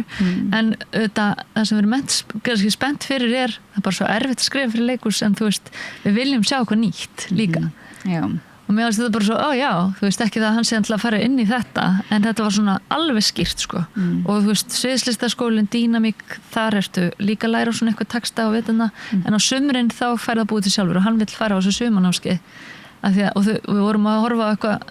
búin að vera 4-5 daga og því líkt hérna, þvílík morsa úr IKEA sem að þau sett á svið hana wow. og maður bara, já, maður er svo gaman að það sé hægt mitt fyrir börn að kynnast því að segja sögur með svo mörgum hætti, það er svo margt í boði fyrir krakka núna af allskinn svona og ykkur stuttmyndasmiður og hitt og þetta að því að það er svona til að vega upp á móti neyslunni einhvern veginn já. Að því að þessi YouTube neysla og þetta sem að bara ábyggilega hefur áhrif á að tegli skáðuna mann sko og einbettinguna sem einhver aðrir er búin að búa til leikin og þú átt bara að ná einhverju svona árangri inn í einhverjum annar leik eða eitthvað svolítið eigin ekki líst í alveg nei, já, þannig að þú veist eins og bara að reyna að nota þá frekar símana til þess að taka upp mynd og svo læra klippana eða þú veist bara aðeins eitthvað virkni já. Þannig að já, ég sammála þér þessu sem þú stakst upp á Hvert erum við núna komin á hvaða hringtorg erum við svona komin í Það þú ekki að leggja þig Það þú ekki bara að vera einn allan nótt Jú, ég er ekki allan nótt, nei, ég ætla að vera svona eitthvað fram eftir Er ekki eitthvað safnast hjá okkur, ég vona það Jú, ég er bara ekki búin að kíkja á Þú verður að fá nýjustu tölur Já, fá nýjustu tölur, ég veit að það eru komin sko bara margir nýjir áskrifendur og svo margir einhvern veginn búin að senda góða kveðjur og komið kleinur og súkkulaðikökur hérna fram, já, ótrúlega fallegt og gaman sko já, og mikið tröst sem okkur er sýnt verið að segja já, gott þótt að sé einhverja svona vantröstsbombur hér og hvað já, það er verið að leysa það ekki já, við erum ekkert að pæli því sko nei, það bara, maður finnur það bara hérna heima þú veist, það bara munar hvern fjölmiðl ég meina, Fréttablaðið fór allt innu og það, maður fann alveg fyrir því já. Að það væri svona, já, maður vill hafa en það er líka mér finnst gaman við þetta borð hérna sko að það er svona eins og það verður til ákveðin hefð smám saman, þú veist, það safnast einhvern veginn upp ákveðin svona reynsla hérna með tímanum að svona hvernig er áhugavert að ræða málin og það er svona, þetta er þróunarverkefni sem að hlustendur og þáttakendur, því náttúrulega mjög margir held í hlustendur eru koma hérna einhvern tímann að borðinu og taka þátt í samræðinni það er alveg svakalega margir sem koma hérna á borðinu og það er kannski svolítið svona afslöpu umræðina svona,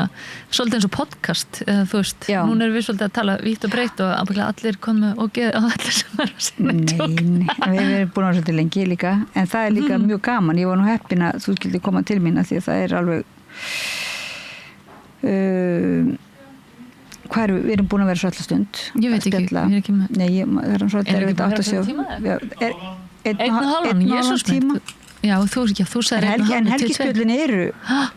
sko, en þau eru ekki alltaf svona seint á kvöldin nei, þau eru yfirlt á mótnana sko já. Þannig að ég veit ekki hvort við eigum kannski bara að í maraþoni það má vera sem sagt 5 minútan pása á klukkutíma fresti en ef við erum búin að vera 1,5 þá er spurning hvort það megi ekki vera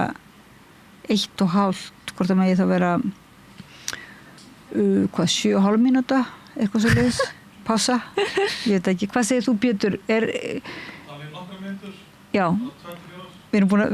við erum búin að vinna okkur inn smá pásu var þetta auglýsingar eða það var svona bein lýsing á það er ekkert margar auglýsingar við erum náttúrulega líka eins og mann finnst nú kannski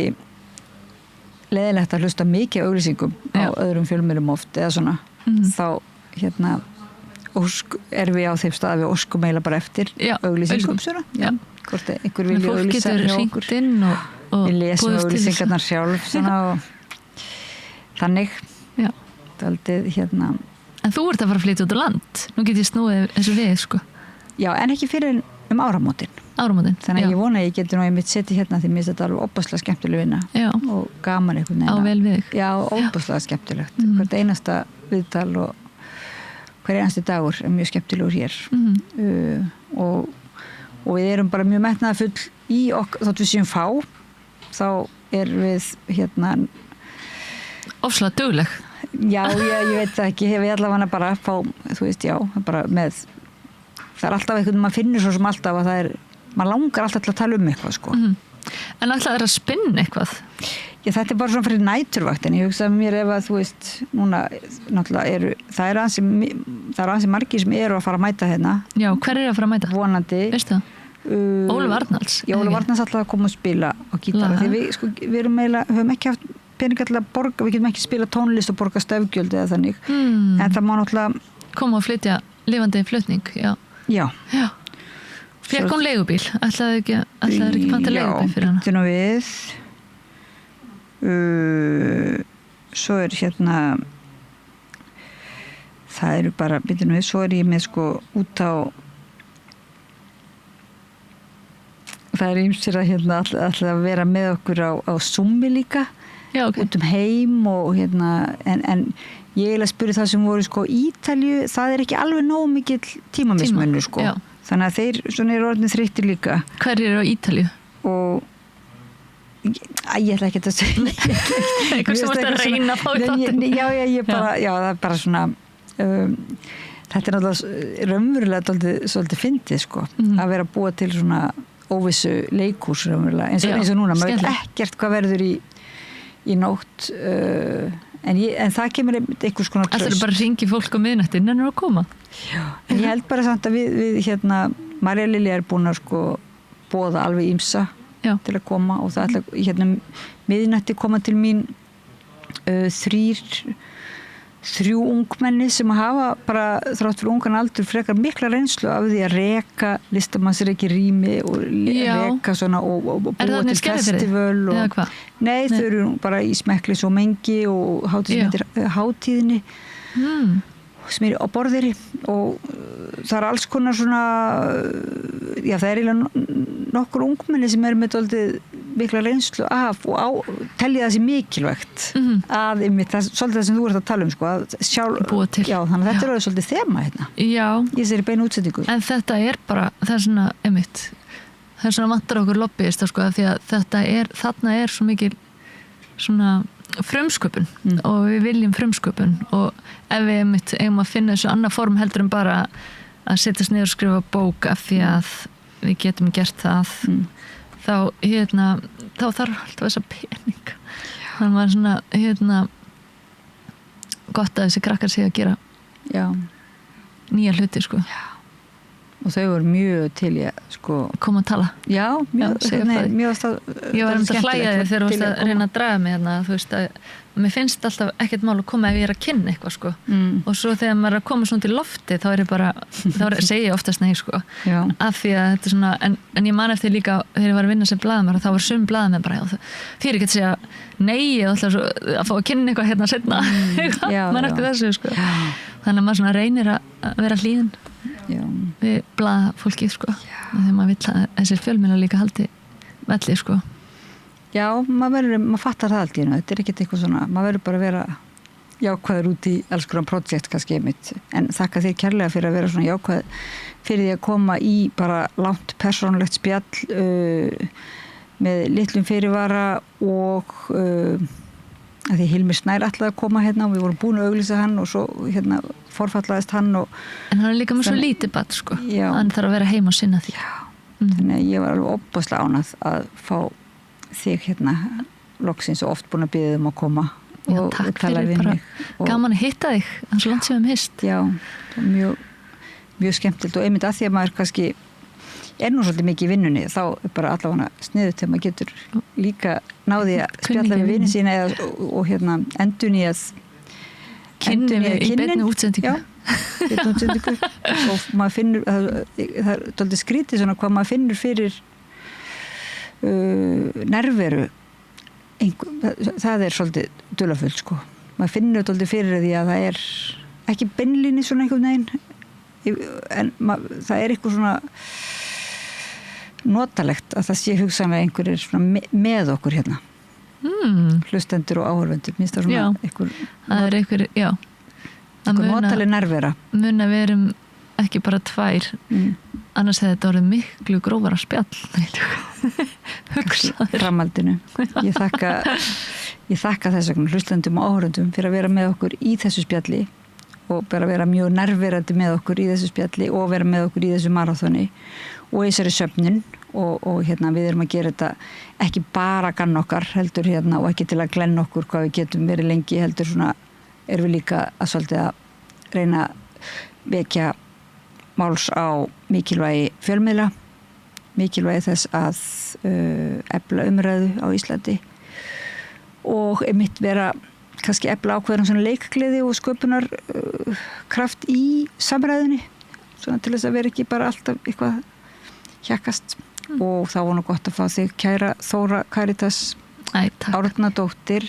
til leiks. Þannig ég þakka þér hjartanlega fyrir að koma að Rauða borðinu í helgispjall. Takk fyrir mig. Og ég þakka Pétri Fjellsteð fyrir að vera með okkur og þakka þetta ykkur líka öllum fyrir sem hafa gerst nýjar áskrifendur. Það náttúrulega stórkostlegt og fyrir hinum sem eru búin að vera áður áskrifendur. Og og sumir hafa ekki efni á að vera áskrifendur, þá eru þeir kannski líka hjálpa til að segja öðrum frá og svoleiðis og bara með því að hlusta og þannig. En Pétur held ég ætlar að skella inn smá upptöku svoleiðis að við getum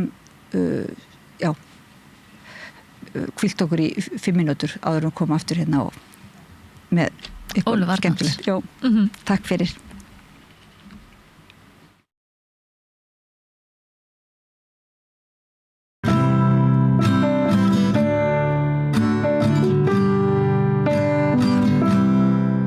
Hljóp á snæri hjá mér,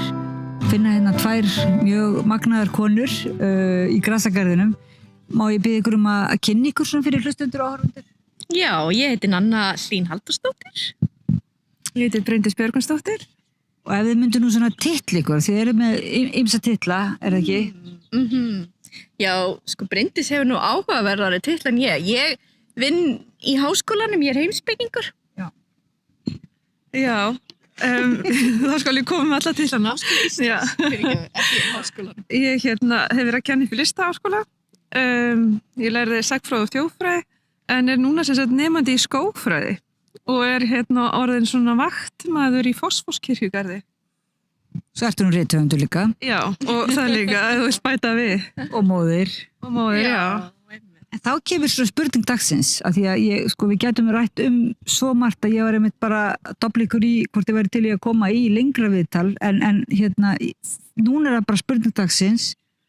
Hvað finnst ykkur svona fjölmiðlaflóruna? Að því við erum nú í grasagarðinum, þá er gott að nota myndlíkingur flóruna. Fjölmiðlaflóruna á Íslandi. Já, sko ég er náttúrulega bara ótrúlega ánægð með samstöðuna. Nú, jæja, takk að þér. Já, mér fannst hún í raun að vera, ég hef heyrt það líka svolítið, sko, að það er mjög margir, sko, að horfa á samstöðuna og svona raddirnar sem að fá að heyrast þar, finnst mér ótrúlega gaman að heyra. Og kannski svona, það kannski segir manni svolítið að raddirnar í þeim fjölmiðlum sem fyrir voru kannski svona aðeins of einhæfar. Mér finnst svona kannski, ég tek eftir þessu, ég horfi stundum á sérfræðinga. Nú er ég svolítið að horfa á til dæmis með Miðausturlönd. Mér finnst aðeins of einhæfir sérfræðingar. Alltaf leita til sömu sérfræðingar. Á samstöðinni? Nei, á, sem sagt, hinum fjölmiðlunum. Já, hinum fjölmiðlunum. Já, mér finnst það einmitt málið að á samstöðinni koma fleiri sérfræðingar og koma fleiri raddir. Mér finnst aðeins of einhæfir sérfræðingar sem koma til dæmis á RÚV og, já, Vísi, Stöð 2 og þessu öllu, sko. Já. Það er eitthvað sem ég tek eftir bara út af því að ég svona fylgist svolítið með, þú veist, háskólaumhverfinu. Já, þannig að mér finnst svona... Og svo er það líka kannski tíminn, að það eru ekki bara sérfræðingar sem eru kallaði til, heldur er það líka, þeim er kannski ekki gefið neitt mjög langur tími. Það er líka, akkurat. Þannig að það er svona kannski svona, sýnir kannski líka einmitt að það verður svona kannski alltaf til ákveðin tókunismi á Íslandi. Það er einhvern veginn ein típa sem fær bara ákveðin status og á bara að gera þetta. Þetta eru útskipt kannski þetta hugtak svona fyrir? Já, tókunismi, hvað það þýðir í raun að vera bara svona, heyrðu já, við þurfum að fá þennan, við þurfum að fá til dæmis svarta konu í viðtal. Og þú veist, og þá, eða við þurfum að fá einhver til þess að tala siðfræði. Og þú veist, og þá er það bara alltaf sama típan sem einhvern veginn fer í það. Og það gerist líka svona, Mér finnst ég líka til dæmis sjá þetta svona eins og með rithöfunda eða tónlistamenn, bara, já, þannig tökum alltaf viðtal við sömu ungu konuna, eða þú veist, sama bandið, eða whatever, þú veist, þannig að mér finnst þetta svolítið svona það sem ég sé í fjölmiðlum á Íslandi. Svo þegar maður er svona hinn með við borðið og er að bóka til dæmis viðtöl og svoleiðis, þá náttúrulega fattar maður líka það er stundum, það eru margir sem bara vilja ekki koma og tala, þannig að það byggist oft upp sjálfstrausti betur fyrir og við Rauðaborðið byggist upp sjálfstrausti fólki sem er fallegt, en margir sem vilja ekki koma sem að maður myndi svo gjarnan vilja fá inn í umræðina, sko, og þannig að þá er það stundum sama fólki sem að kannski hefur bara sjálfstraustið og En hvað segir þú, Bryndís? Já, jú, ég held að þetta sé svolítið mikið til í því að fólk vilja endilega ekkert koma heldur að þegar maður náttúrulega er að útsetta sjálfan sig þá fyrir bara öllum þessum kommentakerfum og allir þessari umræðu sem er alltaf einhvern veginn byggir eiginlega alltaf á bara einhvern svona yfirborðsupplýsingum. Fólk svona kíkir bara létt á kannski frétt fyrirsagnir og byrjar síðan bara að útúða einhverjum eða koma með sína skoðanir án þess að hafa jafnvel lesið fréttin í gegn. Og ég var einmitt sjálf daginn var ég að skoða fréttir og ég las fyrirsagnir og svo opnaði ég alltaf kommentakerfi og fór að lesa öll kommentin og ég hugsaði bara af hverju ósköpunum, hvernig komst ég á þennan stað gagnvart fjölmiðlum að ég er ekki að lesa fréttina heldur svona sé ég bara hvað þetta snýst og svo fyrir ég svona að hafa meiri áhuga bara á hvernig fólk er að bregðast við og ætla að fá upplýsingar úr kommentakerfunum sem eru yfirleitt bara alveg svona galnar upplýsingar og hafa engu við fréttina að bæta. Já. Og þú veist að ég sé komin á þennan stað þá því örugglega margir eru líka og þetta er ekki góð þróun. En getur samt verið að þarna auðvitað er þetta kannski bara lungurinn í að sjá svona pínu æsi frétta hvort það er einhver móðganir og svoleiðis sem er alveg nóg af eins og þú ert að segja en getur verið líka við þetta sé ákveðin þörf fyrir það að heyra hvað almenningur einhvern veginn hefur að segja fréttina. Já, og maður er svona að taka púlsinn á samfélaginu þannig að maður er alltaf að því á hverjum degi að taka púlsinn á samfélaginu í staðan fyrir að vera eitthvað endilega að fara á dýptina í ákveðið mál og lesa sér vel til þau. En finnir þú til löngunum til að taka þátt þá eins og leiðrétta kannski eða finnst einhverja skekkjur eða taka þátt í umræðum? Nei, ég held að flestir sem er búin að gefast upp á því sem að hafa. Já, ég er enda stundum að kommenta á mbl.is bara til þess að vera röddin sem að aðrir sjá einhvern veginn að maður reyna að koma með eitthvað svona uppbyggilegt. Ég gerir þetta alveg stundum sko. Já, það er alltaf vel þegið sko þegar einhver svona nennir að leggja sig fram og bæta einhverju við sko. Já. En ég hef ekki verið dugleg í því, einu sinni, ef þetta er eitthvað svona sem að ég álít vera einhvern veginn á mínu sérfræðisviði. En já, þá verður maður bara að reyna að hafa gaman að því og svona því að annars getur maður verið að kíkja á það aftur og allir dagurinn einhvern veginn fer í þetta, sko. Já, en það er kannski líka svona, þú veist, það sem er alveg skemmtilegt líka eins og með samstöðuna sem er svona í meira spjallformi, svo líka við þessa hlaðvarpsvæðingu er að, þú veist, máli náttúrulega alltaf með svona basic fréttir er að þær eru einhvern veginn svona ná ekki alveg fúttinu og þú veist, og allstaðar eru fréttir mannlegan veruleika þar sem að fólk er að takast á hluti en svo er þetta svona sneitt niður á svona tiltölulega leiðilegt form bara samkvæmt þessum er jari og ég tengi alveg við það sko að nenni ekkert að lesa það. Og þá er í raun og veru kannski eitthvað eins og hlaðvarpsformið að það getur búið til einhver svona skemmtilega samræðu sem að kommentakerfin geta ekki. En svo er bara svo mikið framboð núna og þú veist, maður hefur, ég veit ekki alveg, þú veist, ég finn mig sjálfa mig út því ég er í svona, hvað segir maður, vitsmunavinnu? Nei, hugvitavinnu, þetta er svo fáraleg. Þú veist, að maður þarf að nota heilan allan daginn. Og þá finnst mér rosa góð hvíld oft að lesa hans fréttirinn á milli. En þá er þá meira akkurat svona í samtalsformi eða svona sem að fær heilan minn til að slaka á. En svo bara svona kannski er ég líka stundu bara búin með orkuna í fréttir eins og við erum svolítið að tala það ekki? Jú. En það er náttúrulega að tala núna upplýsingu óreiðu svolítið og svona og þessi podcast eru kannski meira ég veit ekki, svona kannski til hægri má segja í pólitíkinni og svona ákveðnum, þú veist, það er ákveð ójafnvægi þar. Þannig að geti ekki verið að þyrfti einhvern veginn að jafna aðeins stöðuna. Já, að pókusturinn sé til hægri, já. Þá, sko, eins og var alltaf sagt okkar vinstrafólki, hvernig hafa þau eiginlega tíma þurfa þau ekkert að vinna? Það ræðir ekkert, ekkur þau eitthvað bara að gera podcast alveg hægri vinstri, þurfa þau ekkert að vera út á augránum að sá og uppskera og tína rusl og eitthvað. Þannig kemur með þetta. Þið hafa greinlega allan tíma hægra fólk. Já, þetta er auðnuleysingjarnir. Þetta sé auðnuleysingjar samtíman, sko. Nei, ég... Eða kannski fá frekar í styrkja, annars er ég nú að segja þetta, sko, ég veit, ég hef ekki ég hef ekki séð eiginlega svona opinbera tölur sko ég bara heyrt þetta. Já, akkurat. Já. Kannski að við byrjum bara með hlaðvarp. Já, það getur Þið kannski geti bara byrjað að koma á samstöðina til dæmis og og ég myndir gerða bara vilja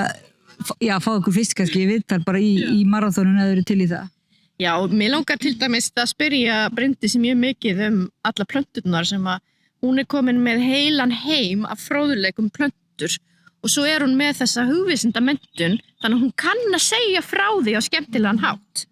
Hún bara þessi blanda sem að Bryndís orðin bara á eftir að bjarga Íslandi. En einmitt, talandi með svona einhverja nýjar leiðir til miðlunar, þú nefndir hlaðvörpinu svona, að þá var ég einmitt með göngu í Fossvogsgarði í gær sem var 2 tíma ganga og ég hugsaði mikið þetta nú skemmtilegt svona miðlunarform. Að það þú veist, það eitthvað svona aframað efni og það eru gefnar einhver upplýsingar en síðan getur hópurinn svona rætt þetta afmarkað efni og út frá þessum upplýsingum, bætt við upplýsingum, spurninga. Þannig ég hugsa að þetta svolítið svona vel heppnað miðlunartæki. Svona göngur, fólk fær útivist og hreyfingu og það oft svona, myndast bara svona gott samfélag. Þú veist, það enginn að fara að vera svona dónalegur eins og kommentagerfanum eitthvað í meiri göngu í kirkjugarði eða grasagarðinum eða hvað sem En mér leið þarf ofta að gefa svona einhverja afmarkan vettvang til umræðu og upplýsingar, þú veist, áður en hægt að ræða málefni. Þannig að það kannski líka að vera meira með svona eitthvað í þessum dúr, sko. Einmitt. Mér finnst þetta ótrúlega góð hugmynd og bara var ekki gaman í gær. Jú, og svo merkilegt, sko, það að tengja allt við líka einhvern veginn nútímann, sko. Við vorum til dæmis að tala gríska goðafræði. Og það töfratré, það heitir Daphne á latínu og Daphne var einhver svona skógardís í grískri goðafræði sem að Apollo ágirtist gegn hennar vilja og þá var henni svona bjarga frá Apollo sko með að breyta henni bara í tré. Þannig að þeir sem urðu fórnarlömb, einhver svona kynferðisofbeldis, að þeir voru bara teknir og breytt einhverja hluti